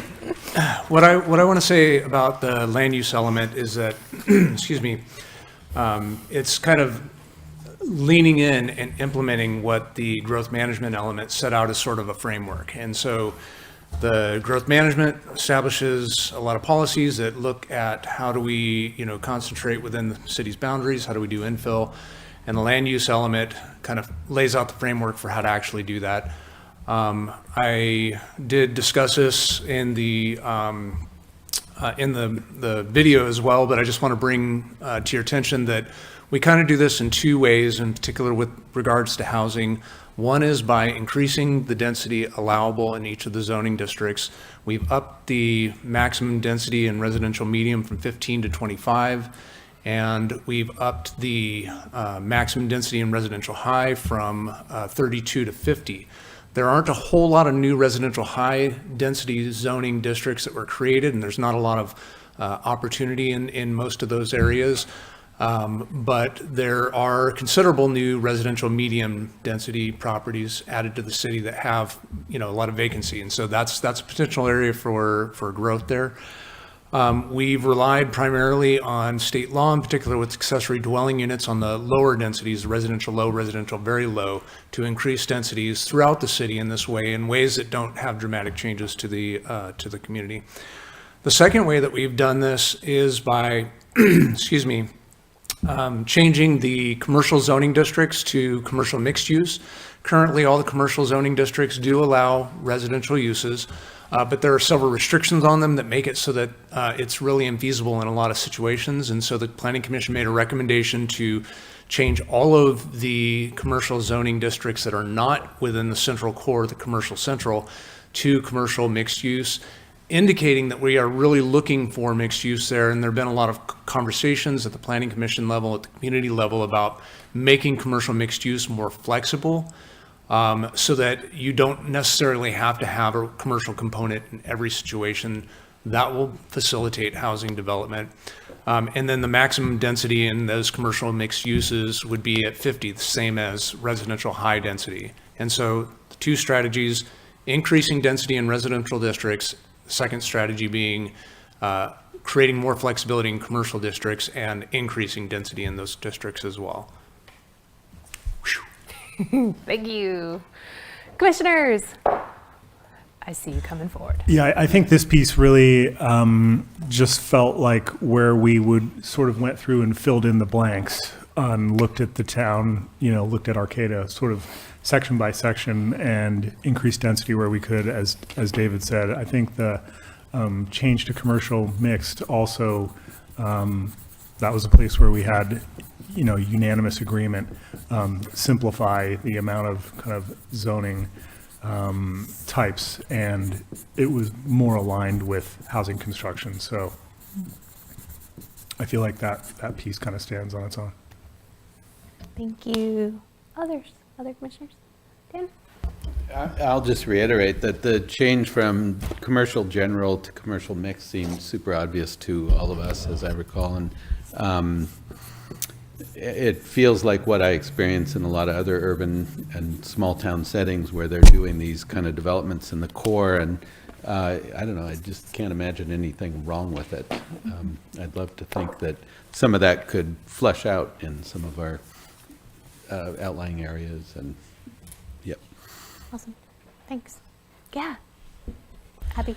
So in our last planning commission meeting, there was a brief discussion when we made the motion to accept the changes in the commercial zoning, or land use designations, but I was wondering how many other land use designations allow gas sales, and to what extent have we thought about limiting gas sales in certain areas, in support of our gateway plan efforts, but also just in general for the general plan? Thanks.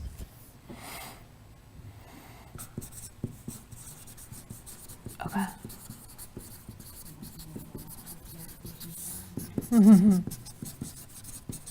All right.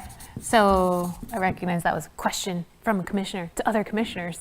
I hadn't factored that part in. All right. Were you going to offer a point? Yeah, I guess the big message, I think, for the city council from the planning commission on this is that the devils are all in the details, which happen in the land use code, and so that's going to be our next job, right?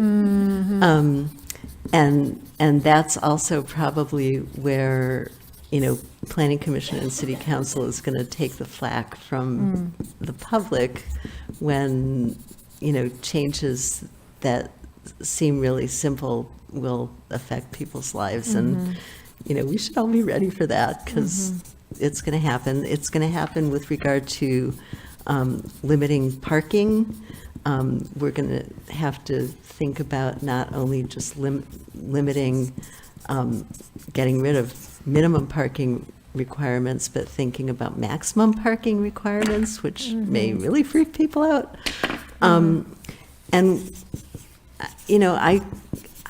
I don't, there are a number of things that could easily be streamlined to the point, made ministerial to the point where we're missing some of the values that our general plan should really reinforce.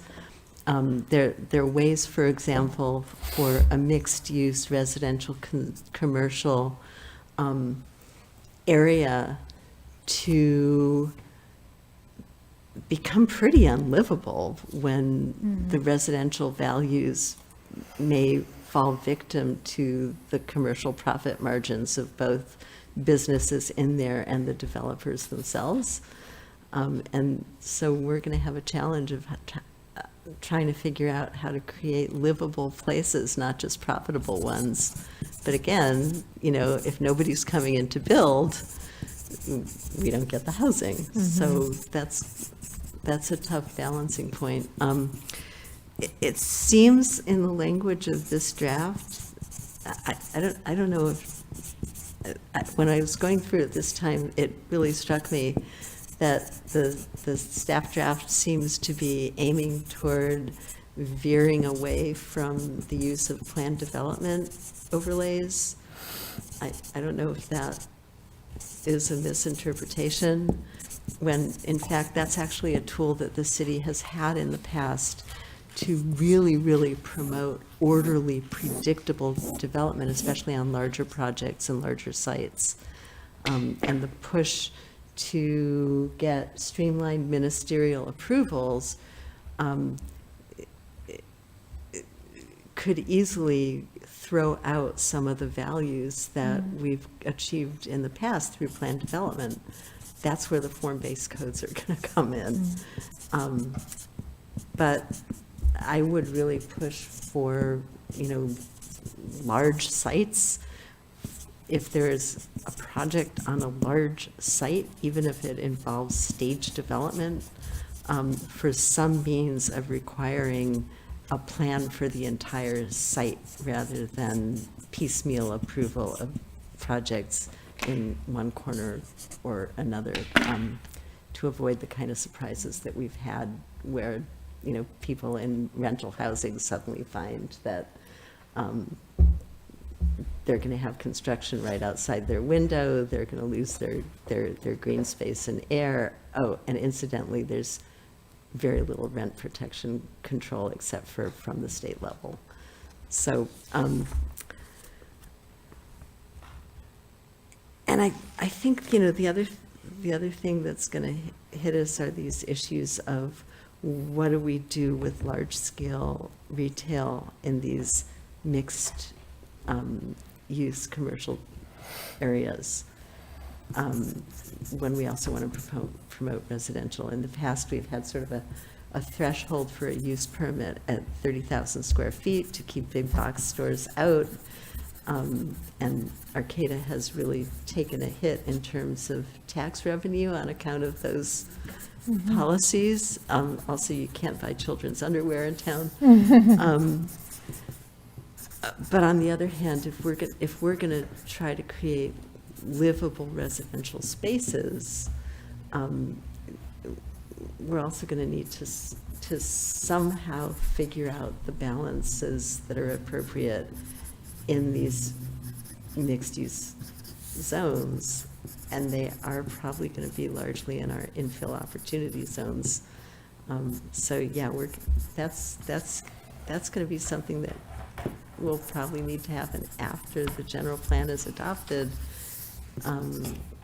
as the land use code is amended, and probably incrementally, because I don't think we're going to want to wait to do all those opportunity zones at once with this land use code, but we don't know, do we? Do we know yet?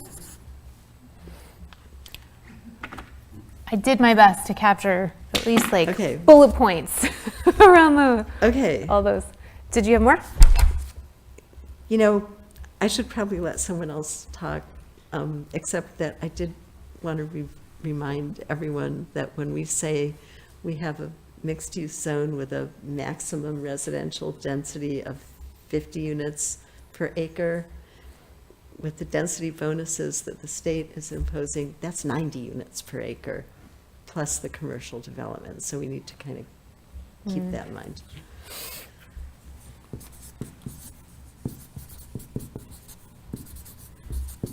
Thank you, Judith. Other commissioners?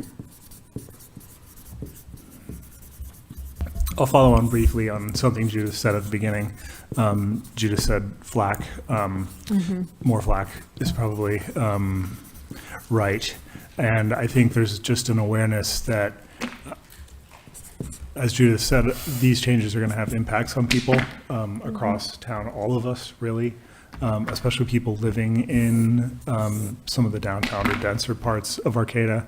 But I also think there's an awareness alongside of that we can't do the strategic infill and increase the density in the ways that we want to without those impacts. So being aware and empathetic to those changes, but not letting them hold hostage the work of creating the housing that we all realize we need.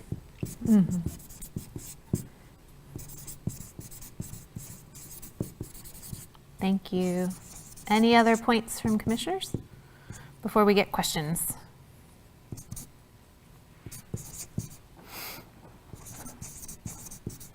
You can still talk even though I'm still writing. Cool. Ready for questions. All right, cool. Questions. Who wants to go first? So I guess, well, this is a comment and a question. I know several residents who are being affected by the piecemeal with noise, construction, and then inevitable rent increases. And then I guess my other question is, though, but how do you not everybody knows what they want or what they can afford in the future. And so I think it's really important that we don't piecemeal, but I guess that's the quandary of, we have several projects recently that speak to that, and that became an issue. So I agree with Judith in that we need to look at that. And I am concerned about what the scaling versus, in commercial and residents and what that looks like for bike and pedestrian safety when you have all of this stores, businesses, industry, and how we can somehow balance that and still keep that safe for the folks that live there. As Judith said, make it livable for them as well. I kind of get a little bit of that just living in the area that I live because it has a lot of commercial and franchises, and we do have also residential, and then we have more to come, which I'm super excited. I think the property next to the Hampton Inn at one point was going to be office and residential. I think that, and I could be wrong, that it might be just residential, which is, we need more residential for sure. But yeah, I guess that's the balance. I mean, right now, I won't let my daughter really ride her bike out there because it's big trucks and delivery and kind of gets sketchy out there. So that's just something I'm thinking about. So I got this piecemeal projects. It causes noises. It causes disturbances. How can we best deal with this? And then I got regarding scaling and density. What does this mean for pedestrians, bikes, people living there? How are we going to ensure neighborhoods are livable? Is that right? Oh, and parking, because they will be competing with the commercial businesses also for parking. And what do? Levitate your car or park 6 blocks away and with your groceries and your children in tow? Thank you for that clarification. All right, other questions? I just wanted to ask a question. Do we still have an ordinance about big box stores? And do we still have something about franchise, food places? Okay. Do we still have limits on those? Except for not in Valley West. I don't believe that's true. No, there's no cap anymore, it's my understanding in Valley West. Yeah, citywide, but we could conceivably put them all in Valley West if it worked out that way. Or we could put them all in the downtown if we had vacancies wherever. So you said, yes, we have the franchise and we have big box stores, limitations. If it's a complicated question, I would say we just add it to the list and we pick them up all at once. No, it's a fair question, and I thought it was going to be fast, but it sounds like it's not. Yes, and use permits. Yes, and use permits. All right, well, that was my question. I just did have a question about big box stores and what that looks like, and if it had to go before the planning commission, and if, because I would definitely like to see that go out for like some public engagement before we put big box stores. I know Arcata is very committed to local small businesses, so just putting that out there. And also to take Kimberly's point, I think a little bit further about bike and pedestrian safety. When we, do infill, like for example, in Northtown, will we also have the possibility to maybe like take G or H down to 1 lane to make it the bike lanes and sidewalks wider for safer transportation? Cool. Nice. What else? What are the other questions? I was gonna ask kind of like a go around, everybody, tell us how you feel. No, but just kind of thinking about when Scott was and Judith were kind of talking about some of these uses that we're looking at, moving away from or adding, and so just kind of what particular land uses were the commissioners looking at limiting, and kind of what were the priorities for that and why. And thinking about, parking with that, or I think of things like you were asking questions about gas, and I think we talk about storage units a lot, things like that.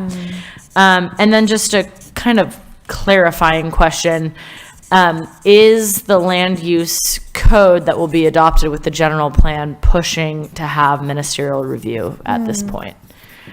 And just to add kind of to that idea, I think it's interesting. It's the topic that Judith brought up about larger sites having kind of a plan development or a master plan. We've talked about it with the Barrel District, with the Gateway. It's a huge point, in the county right now with the McKinleyville Town Center. And so kind of thinking about how do we deal with these much larger parcels that do have the potential to both generate a lot of housing and a lot of commercial center use.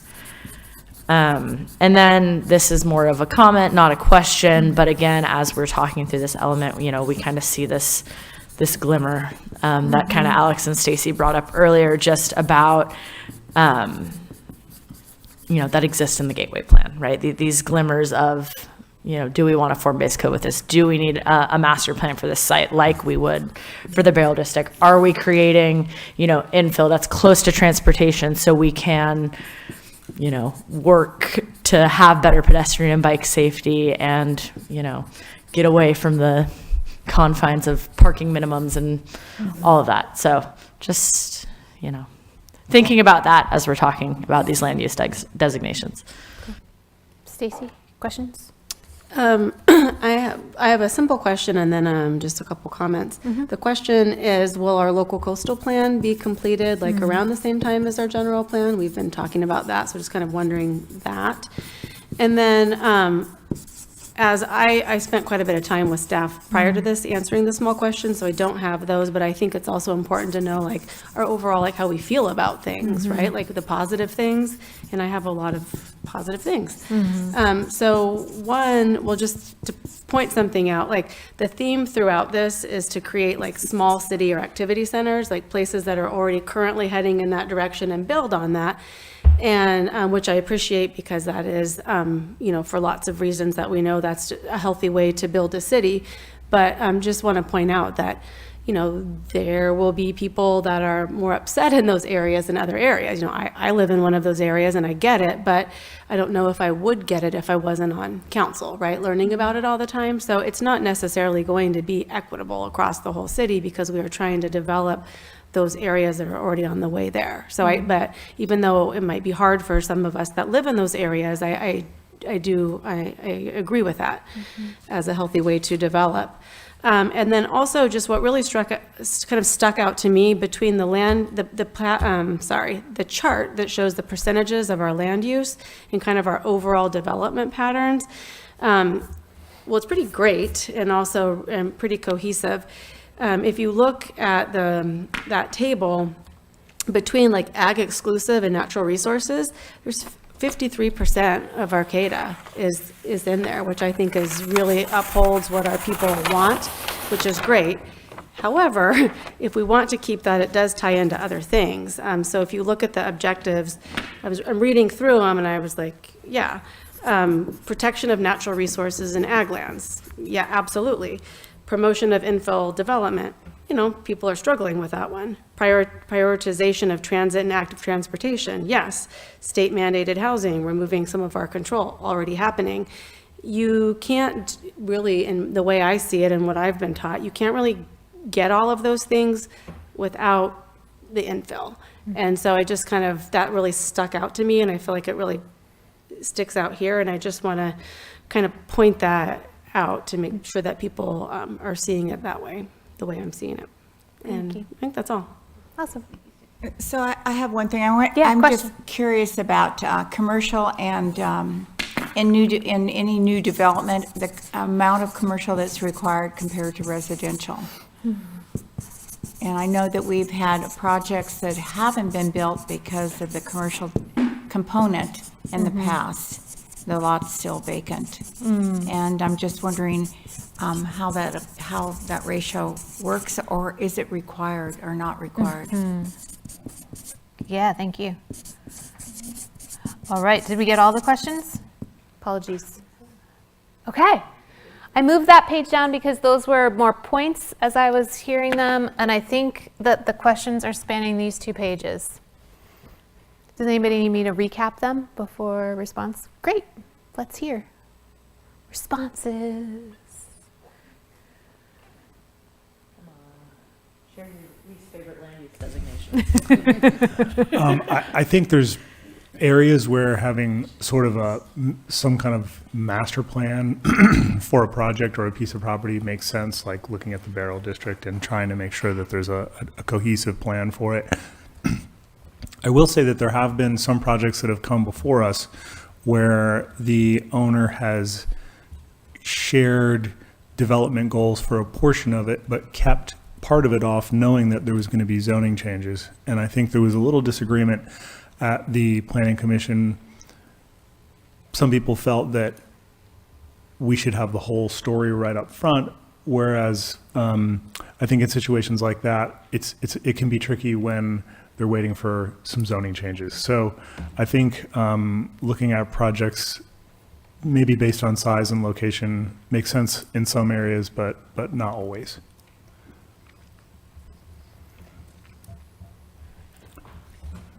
So you're saying that once we rezone, people with large projects now would have more impetus to put the whole plan at once because the zoning has been changed.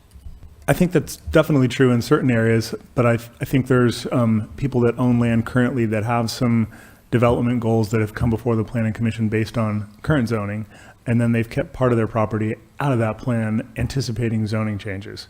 And so it's difficult then to present an entire plan when part of it is based on future changes. So. Can I also just distinguish between a master plan and a PD? Excuse me. And I also want to emphasize that this is not a staff draft. This is the PC recommended draft that you're reviewing, but it has discussed making some changes to the plan development permitting process, which was historically designed to help identify residential uses on greater than an acre.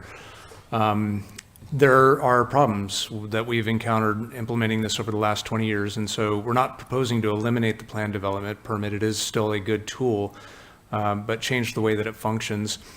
Oftentimes when a property owner who owns a very large lot comes forward, they're looking to do a phased development, and they're concentrating on the phases that they can afford to finance at the time when they're ready to do the development. Master planning does help with a very large area such as the Beryl District to try and come up with a cohesive concept around the way that a project would develop. It's similar to what you do with a subdivision process where you establish where the roads are going to be so that you're not just like a road out to nowhere and then we'll figure it out later. So there's definitely, utility in that.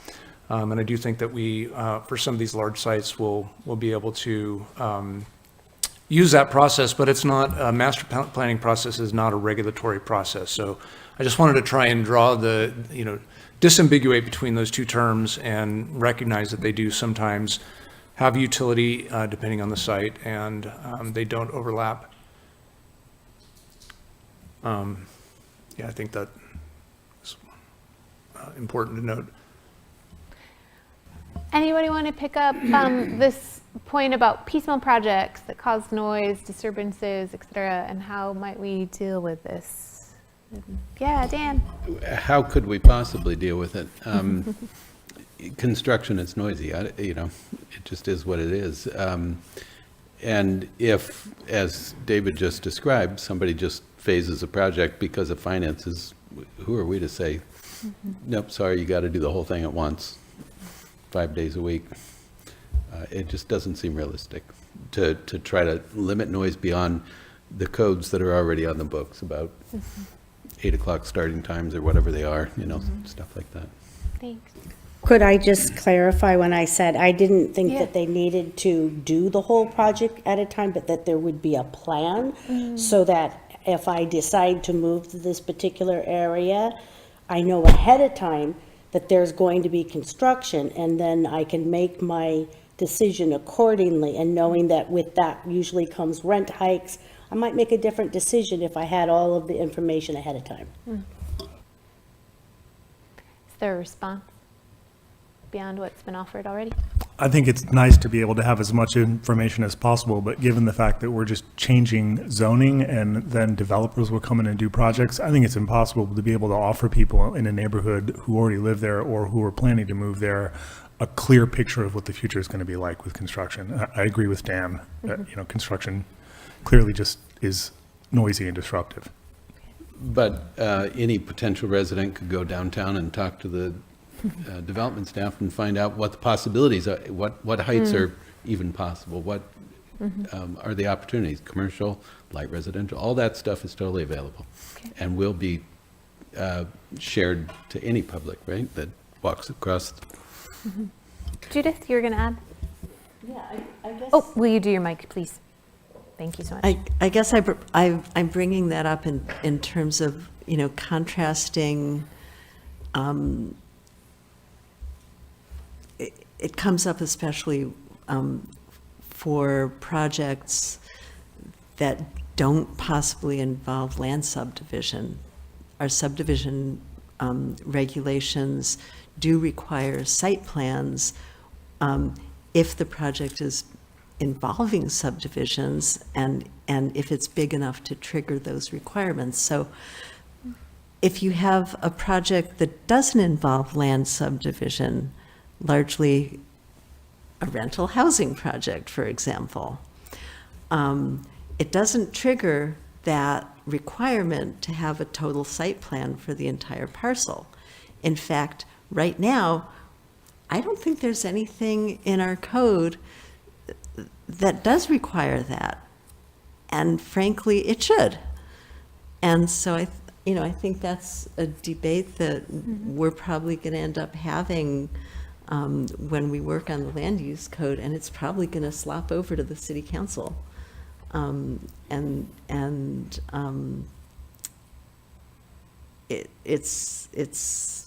going to be a significant one because it will be something that is calling on developers to put their best foot forward.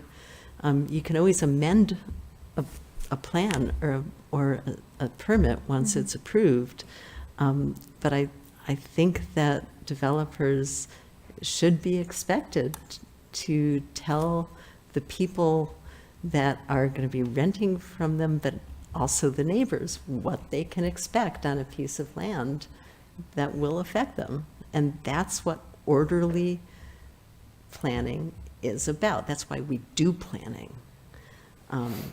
So that's kind of why I brought it up, because we don't really treat it adequately. We do have requirements in this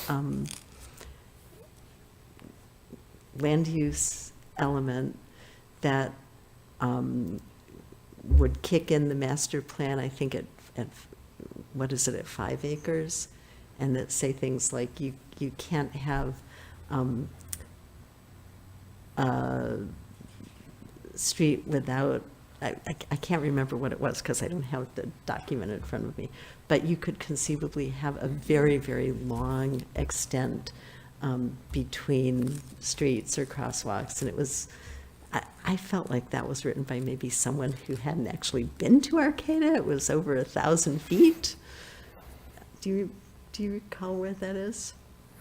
Yeah, I think the maximum block length was longer than our typical block length for the Barrel District. But, yeah, it was 4 times as long. And I didn't notice that the first time I read the draft. I did when I read it this time, and I said, "What?"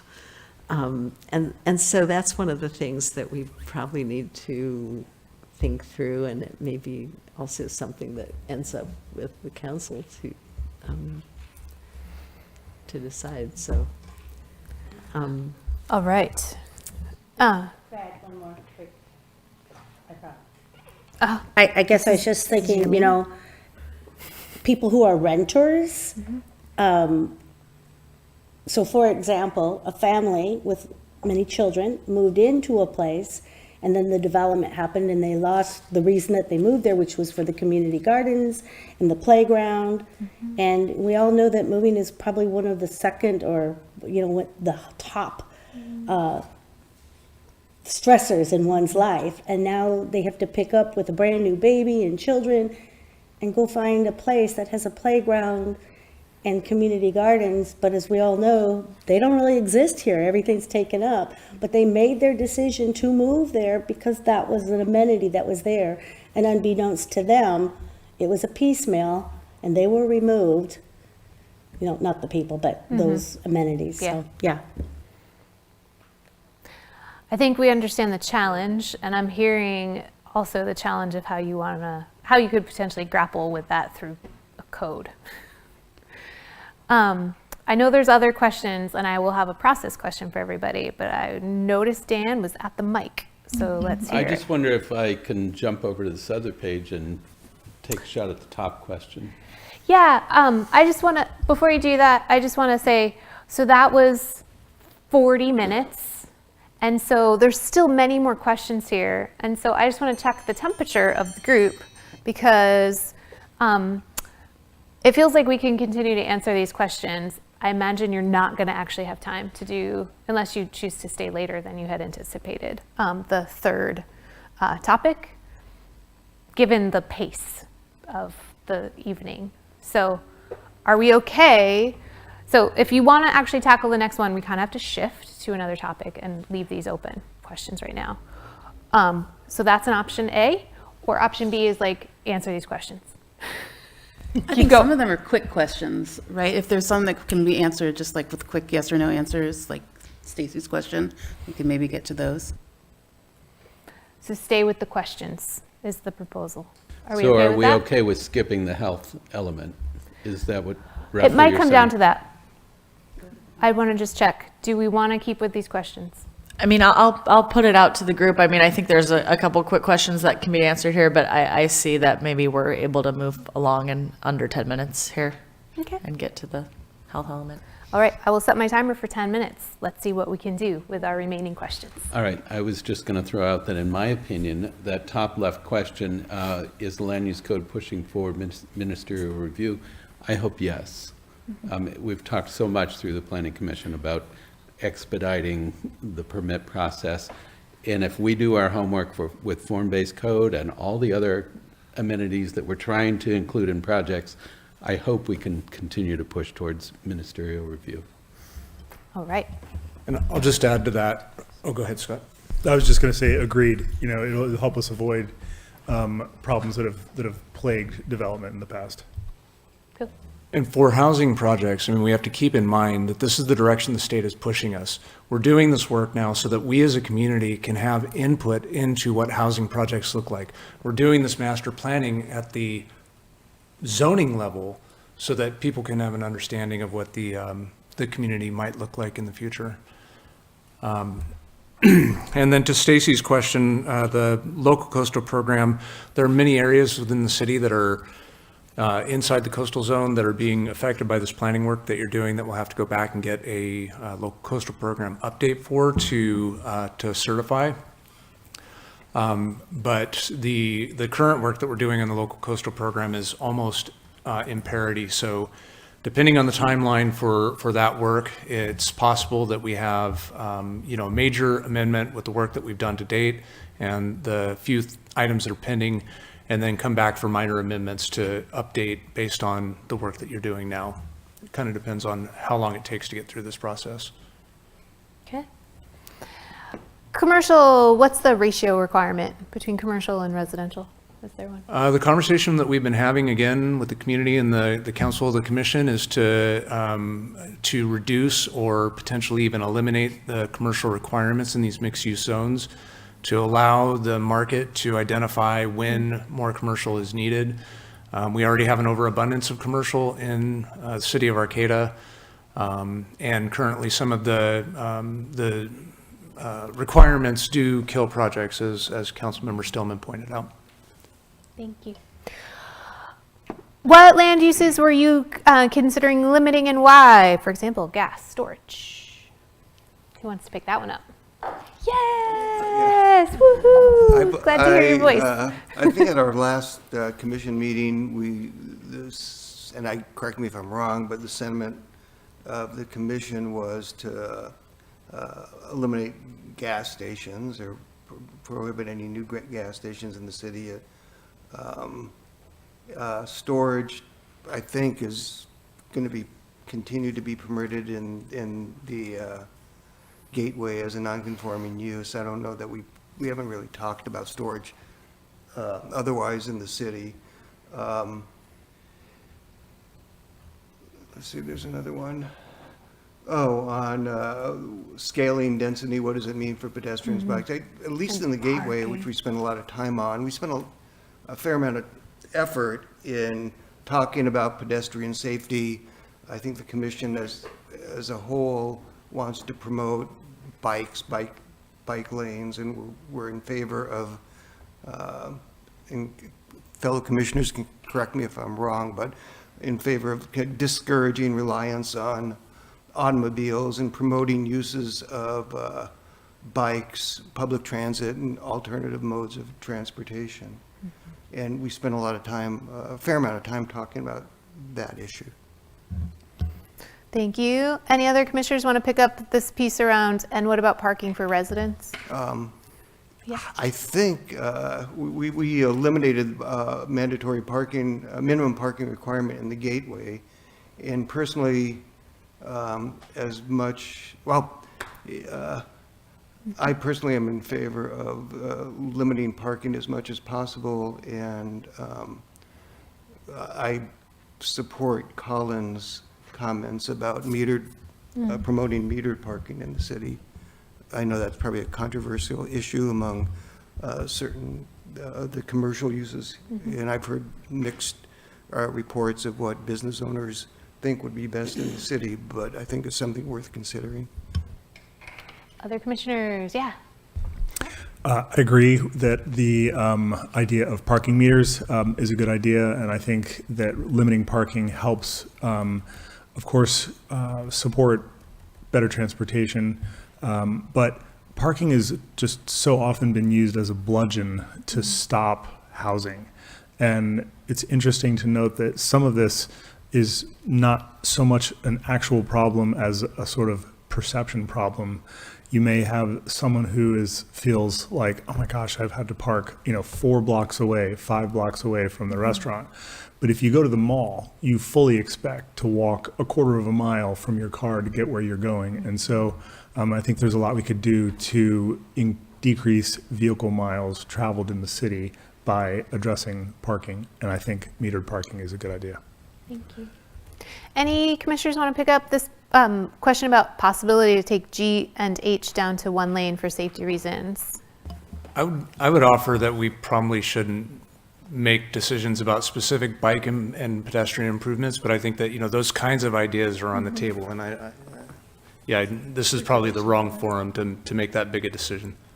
Even though Dan has a say. Well, we all agree, as has been noted, that anything we can do to get people walking more, riding more, parking less, driving less, we that fits in.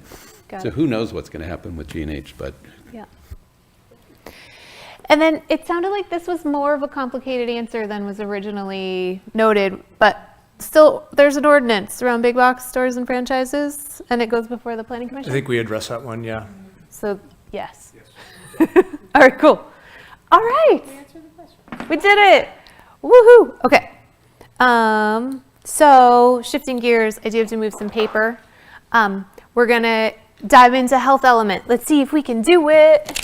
Who's going to do a quick presentation? I am going to be real brief on this. Jen and I are going to split this one. I'll just say that, this element, we were really excited to share it.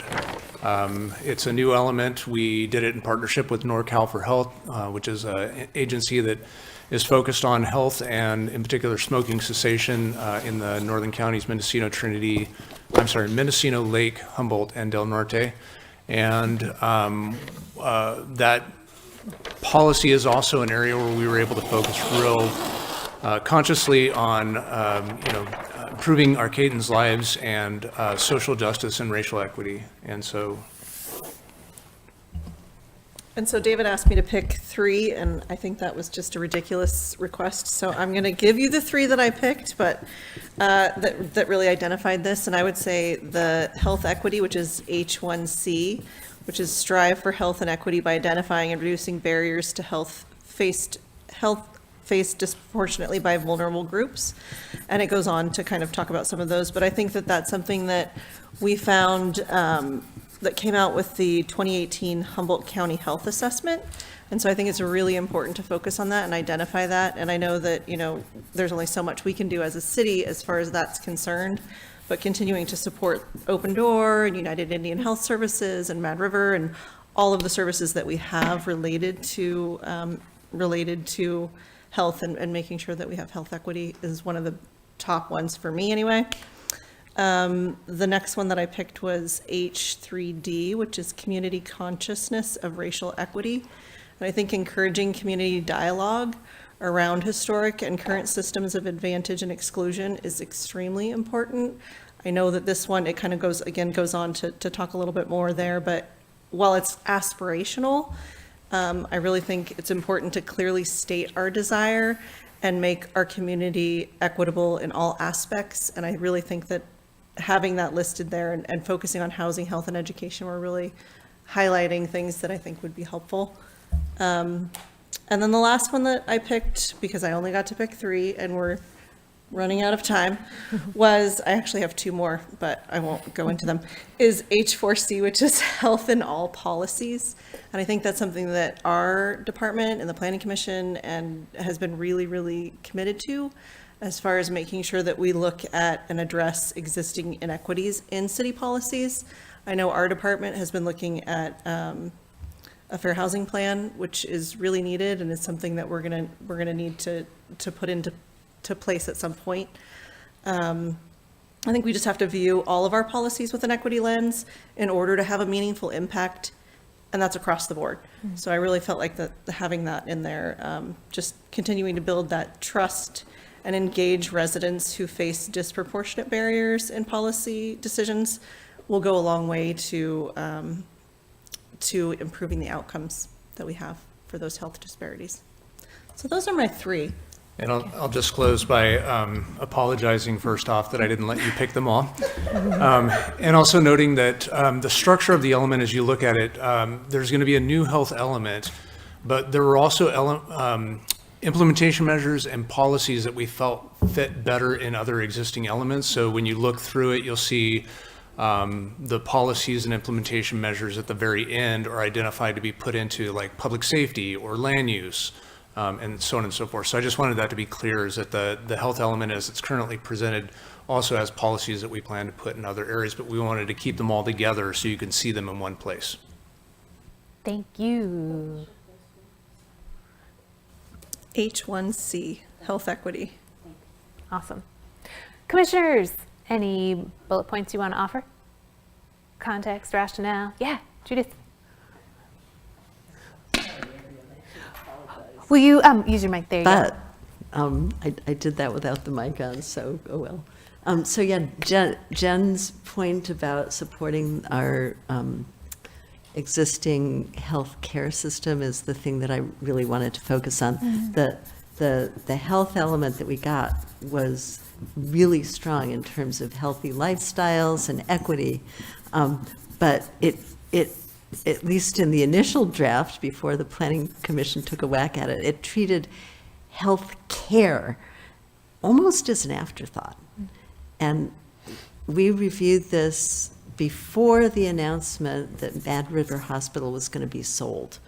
And right now, I just am really hoping to have policy, city action, plans that will really focus on retaining the health care services and access and improving access to them in what could become a fairly desperate situation fairly quickly in the face of new ownership, which is quite likely to deal with our community hospital by cutting services, and by engaging in some potentially reprehensible labor practices. So, you know, I'm scared. You know, I gave birth in that hospital. You know, we've had family surgeries in that hospital. A town without a hospital, a town where significant numbers of people have to travel long distances for health care, becomes an unlivable community. That's not who we want to be. So, City Council, magic is necessary and required. So I'm hearing you really amped that portion of this element up. And there actually is a policy that's very specific to that, which I think was added. So that's H1E, which is retain existing healthcare institutions and resources located in Arcata. So yeah, very specific to that desire. Other commissioners, bullet points. Okay. Questions first, sorry. Okay. Let's go. Questions. What are the questions from council?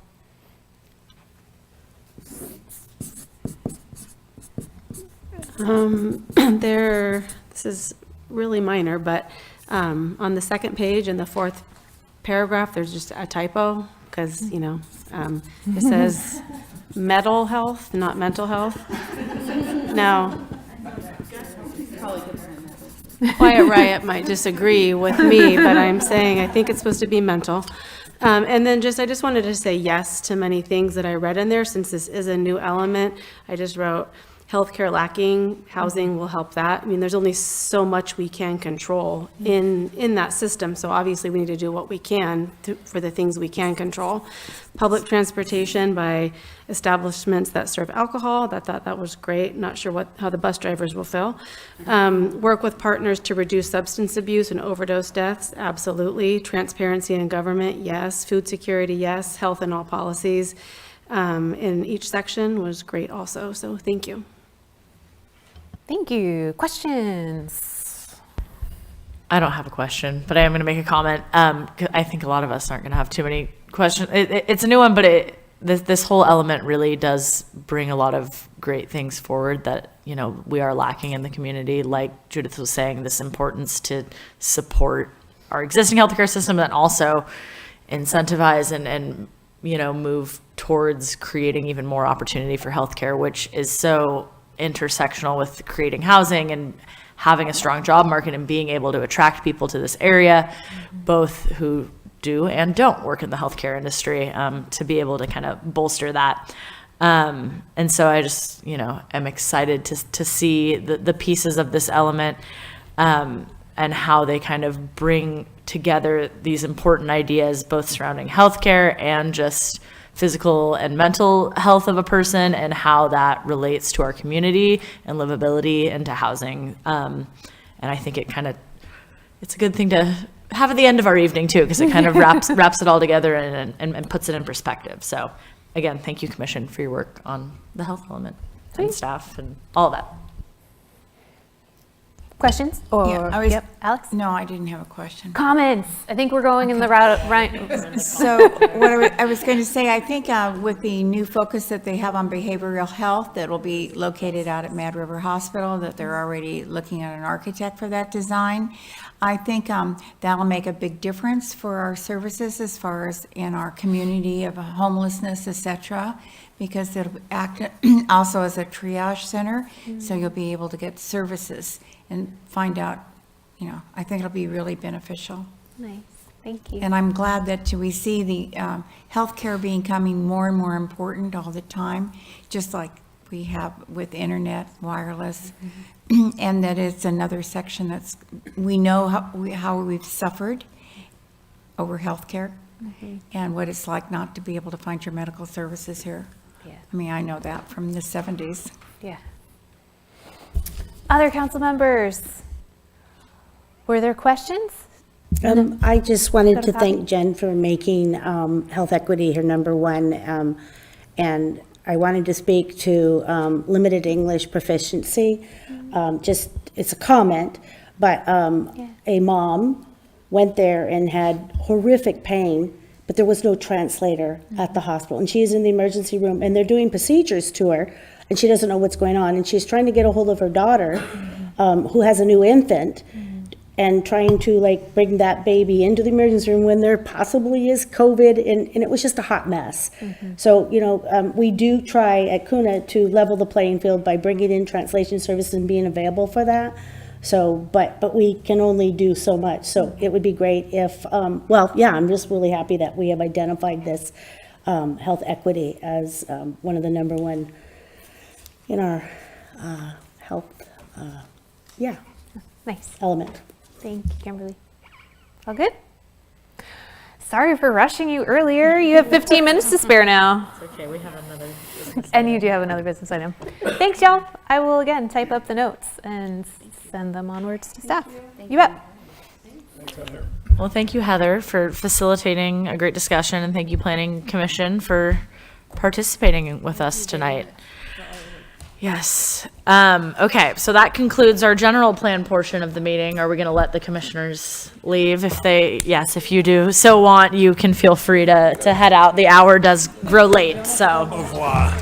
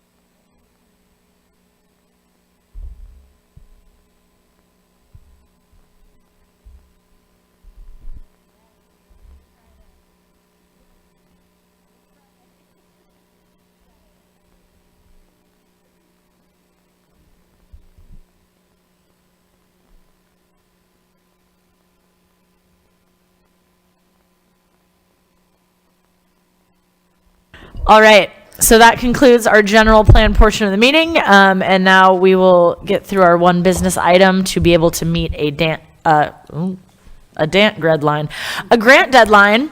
And so that's going to be item A this evening, which is to adopt resolution number 234-14, authorizing an application for the Department of Housing and Urban Development's Pathways to Removing Obstacles to Housing grant. May we have a brief staff report? Yeah, there is actually a lot inside this grant application proposal, but I will try and keep it brief. Give me this if you want me to cut it short.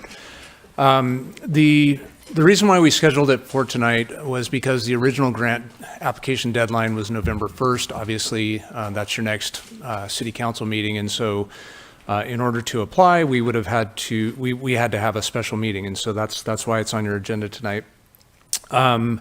The grant deadline did get extended to November 6th, which is after your November 1st meeting. So, I do apologize for that. It was outside our control. The proposal tries to take advantage of a funding source that's new. It's called the HUD Pro Housing Grant, and it is squarely intended to address obstacles that we can address at the government level to development of housing. It would put us in line to actually get the pro-housing designation, the state pro-housing designation, if we accomplish the activities in the grant. And so I wanted to draw that distinction because, again, they're called the same thing, but they're really different processes. This that we're doing tonight is to apply for a grant. The proposal that we've put together in this grant application, which was noticed more than 15 days ago as the grant requires and was posted on our website for public review as the grant requires, is to really implement the work that you're currently reviewing with the changes in the general plan. So we have done a really good job over the last several years of pulling together very different grant sources to do the general planning work. The general planning work is going to give you a policy level document, the general plan, that sets forth all these new ideas of how to implement development into the future. It's also going to provide you with a gateway form-based code, and that's it. We still need to implement several changes in our zoning ordinance, our land use code, to become consistent with the general plan policies that you're adopting. We would have the opportunity through this grant to further those ideas and concepts. You look today at the land use element and the infill opportunity zones, and many of you have come to the same conclusion as the conversations that we've been having in the community about having form-based codes in these areas as well. And so the grant could pay for those form-based codes. And so specifically what we're targeting is one for the downtown area, including Uniontown, that infill opportunity zone, and then the Valley West infill opportunity zone. So developing form-based codes that would be specific to those areas, may borrow from some of the same concepts, but would have independent public engagement processes to develop what the form-based codes are there. And then the third component is really to adopt a formalized accessory dwelling unit program. We haven't adopted a new ordinance locally because the state law has continued to change. And we kind of made a strategic decision to wait until those changes settled down so that we weren't constantly playing catch up with our ordinance. State law allows for that. If you don't have a local ordinance that implements the state law, then you have to implement the state law. And so we've just been implementing state law. But we'd like to codify the accessory dwelling unit ordinance, in particular with the way that the Planning Commission has directed some of the implementation of it to try and be as welcoming to accessory dwelling units as possible. And then to layer into that a marketing program to educate people about accessory dwelling units, as well as a new loan program that would help homeowners build accessory dwelling units. They're really difficult to finance unless you have a lot of equity in your home. And so the planning process that we're proposing that we apply for these grant funds would do all of those things, implementing the the vision that you're working on currently. We don't currently have any other funding sources identified to do this work. This is the first opportunity that's come up that's presented as a wholesale planning process that would allow us to do this. The minimum grant amount is actually $1 million. They wouldn't accept a proposal for less than $1 million. And so we've added into that grant, several $100,000 for staffing to pay for staff. Currently, the majority of the staff work that's going into this effort, the strategic infill redevelopment plan and et cetera, is general fund funded.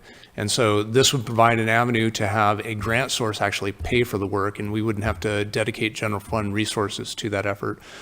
But the vast majority of the funds that we're proposing are to hire consultants to help us write the codes, do the engagement, and ensure that we have that added staff capacity to come in successful and on time for these. We've proposed in the grant that we would do this within 2 years. The grant application or the grant actually allows for multiple years after that, and so there is a backstop. A buffer that if we aren't able to complete it in 2 years, that we can extend the grant. But this really flows directly from all of the work that you're doing now. All of the engagement that we've done up until this point over the last 5 years and in earnest over the last 2 years that I expressed to you in our last business item is informing this work. So it's not like we're starting from scratch, and I think we're going to hit the ground running and be able to get a lot of the work done early in the grant period if we're successful at it. So I think those are the main things I want to say about it, and I'd be happy to answer any questions that you have. I know there's a lot in there. The application is like 40 pages long almost. Okay, great. Thank you, David. We all are also going to accept public comment on this item, but I will ask for any clarifying questions that the council has before we open it up for public comment. Yeah, I think you answered a lot of my questions when you were talking about that. Definitely, I think it's a real bonus that a lot of work that you're doing will free up a lot of general funds because you'll be paid out of this grant, which I think is wonderful. I guess a question is, so what's the turnaround from submitting this grant to knowing if we've got this grant? Because I guess my question is, it's a Biden-Harris grant. God forbid, what would happen if there is change in the government in 2024? Is the grant money still going to be available? I'm sorry, I don't know the answer to that question. Yeah, I don't. Do you know when we'll hear it? Did they give it any deadline? I don't know that our grant application is 40 pages long. The NOFO that explains how to apply for the grant is like 150 pages long, and I'm familiar with it, but I don't know where that information is. I don't know what their turnaround time is going to be, and I couldn't guess what's going to happen if there's a new administration. And to be clear, the work that you're going to be doing in the capacity of this grant is work that you're already doing now. This is not going to be additional work for you, correct? Yeah, this is work that we have to implement one way or the other anyway. In the grant application, we've defined it as we understand it based on the community conversation to date. But the actual outcomes are going to be subject to additional public engagement. And what kind of public engagement do we envision we're going to be able to do with this grant? I think we're going to, kind of leverage the lessons that we've learned over the last several years and continue to, try and do, deep and broad engagement, but at the same time recognizing that, we have just gone through this process. If the general plan land use element says make residential medium 25 units per acre, then the land use code update that we need to do is to change it to 25 units per acre. So there's a lot of one-for-one parity between the work that you've done. I don't intend to do a whole lot of additional engagement on those kinds of changes. Now, the form-based codes that we proposed for, these, additional areas, I mean, clearly we need to get to those communities and engage those neighborhoods, hear what's important to them, what they want to see reflected and those kinds of things. But I also think that we've got a lot of lessons learned from the work that we've done in the Gateway Code.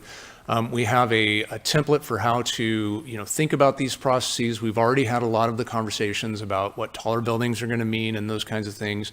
And so it really is going to be up to the council to direct, how broad that engagement needs to be before you're comfortable making a decision to adopt. But I can see this based on the work that we've already done as being fairly tactical engagement. And so I know there's $85 million is basically the pot that's available. What is the track record of rural communities such as ours getting those kind of grants? Are you suggesting we apply for all 85 million? Absolutely. It's unclear to me. This is a brand new funding source, but the NOFO does talk a lot about encouraging rural jurisdictions to apply. We've had some contact with their staff, which are very cagey because of the restrictions that they're under. So it's a shot in the dark. I have no idea what our competitiveness will be. I think that the work that we've done leading up to this gives us a really strong narrative. I feel very strong about the application we've written in terms of meeting the objectives of the HUD Pro Housing Grant. And we've done a lot of the legwork. A lot of the things that they're asking jurisdictions to do, we've already done. And so I think that gives us some advantage there. Yeah, I guess you miss 100% of the shots that you don't take, right?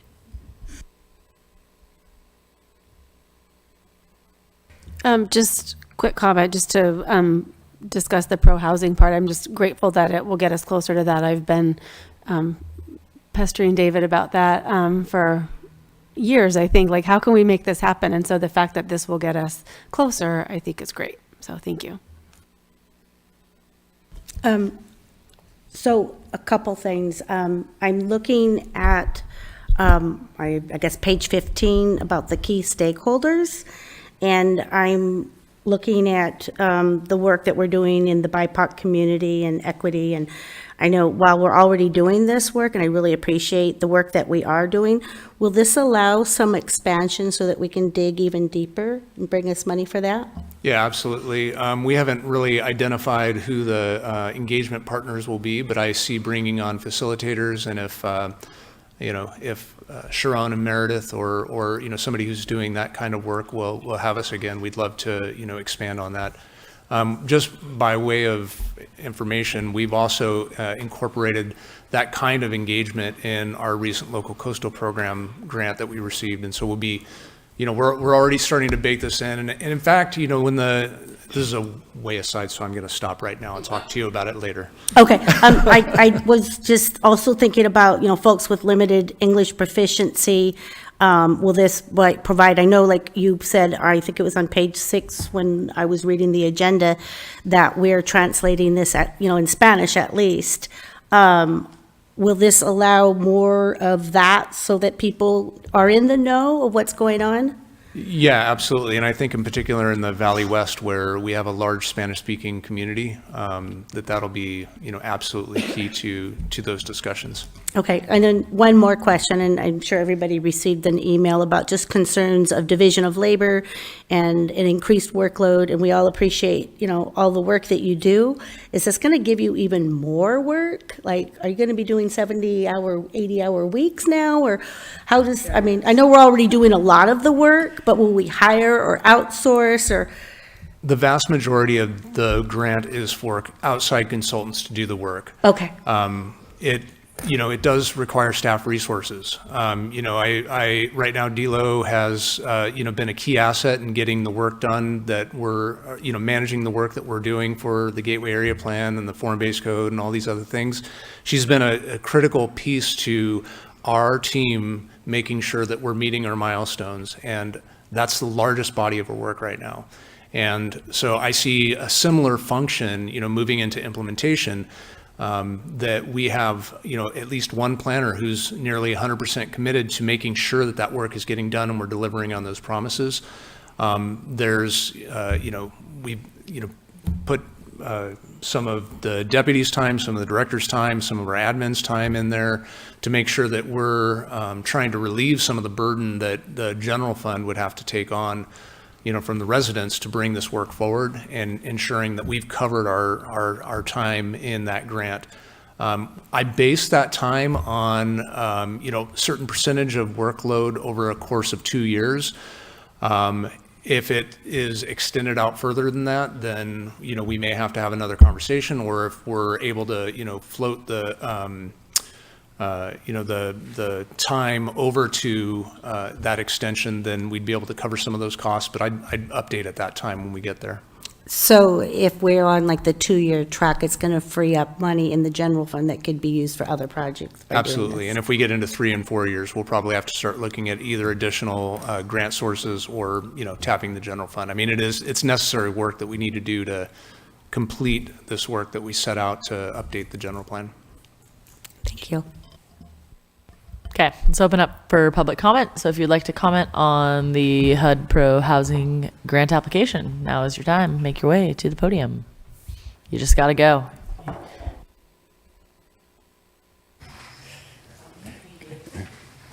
Good evening. I'm sure you'll approve this. And generally, I'm in favor of bringing federal funds in to help with the planning process. Just going to bring up a few points here. It's $85 million nationally. I've seen already over 25 applicants to this grant. The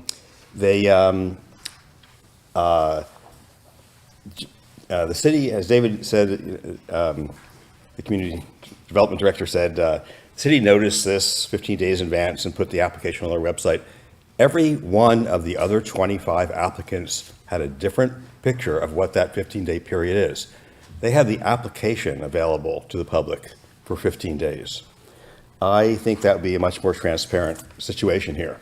That would require the application to be done a few weeks in advance of our current process. My concern, which you discussed here, is it puts a tremendous amount of staff time based upon the actual application. The activity takes place mostly over a period of 18 months on the timeline that's given there. It shows Senior Planner Joe Matier as committing about 90% of his time on this grant. It shows David Loya as committing about 38% of his grant, and then another half-time person. Given that, it may be required to hire more people for Community Development Department. I think the application should have been included as a PDF document in your packet. I think that having it as a link is not appropriate because that link could change. Whatever on the other side of that link can change, whereas if in a PDF in your packet, then it's firm. The amount of the grant for consultants is over $900,000. It has form-based code development for downtown Arcata and for Valley West at $275,000 each. To put that in perspective, the entire budget for Gateway area form-based code is $150,000. So it seems excessive there. And for the Gateway, that included all the outreach, surveys, graphics, and presentations from Ben Noble. I would like to see a different procedure for how these grant applications are handled. We experienced this with the home key. Basically, the timeline is such that by the time it comes to you, you really can't change it because it has to be changed and then come back to you to have the changes approved. And so I think it should be possible to figure out that grants like this really do require like 2 meetings in a row. One meeting be a special meeting just to approve the grant. Because if you can't make changes to it, then it really limits your opportunity to, for you or the public or the planning commission to bring up amendments of any kind. That's basically it. Again, I hope you do get it, okay, and we'll go from there. We'll see. Thanks.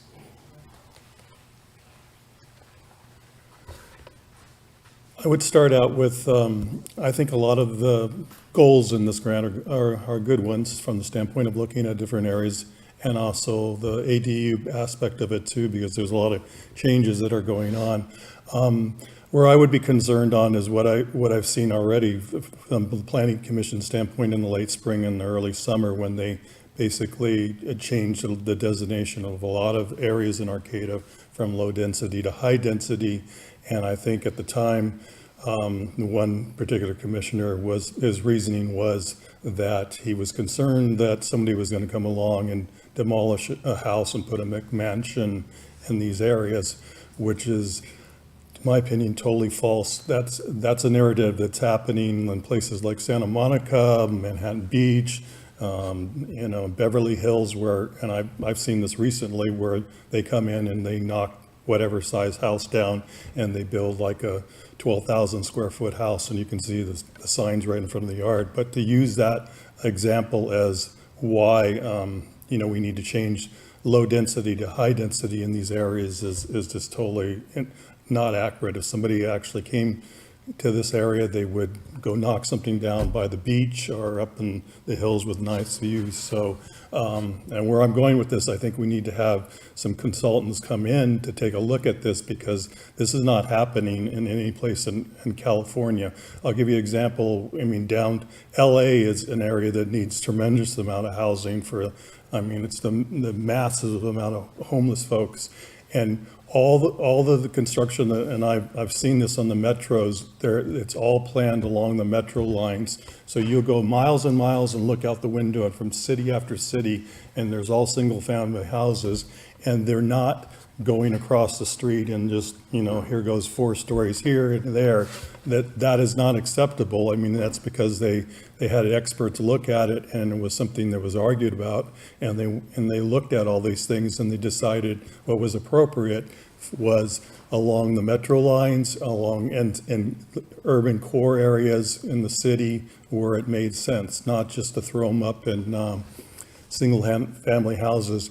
And you did have pushback against this because you were very vague in how you threw this out, and a few people got wind of it and showed up, and they weren't very happy. So I don't think you've really explained this to the public, and there's going to be quite a bit of a pushback on this when someone understands that, all of a sudden a house something 4 stories can pop up next to their place. And I just don't think it's acceptable to do that. I think there's a lot of areas you could focus on first before you do that.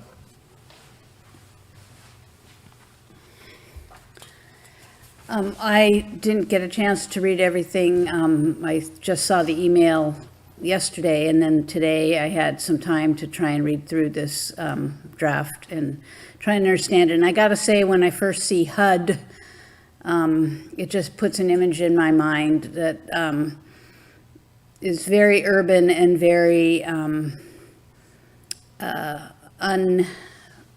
uncreative and unhealthy for a community like ours. I really do appreciate the component of the ADU aspect of promoting that and getting that into the discussion of our growth as a community.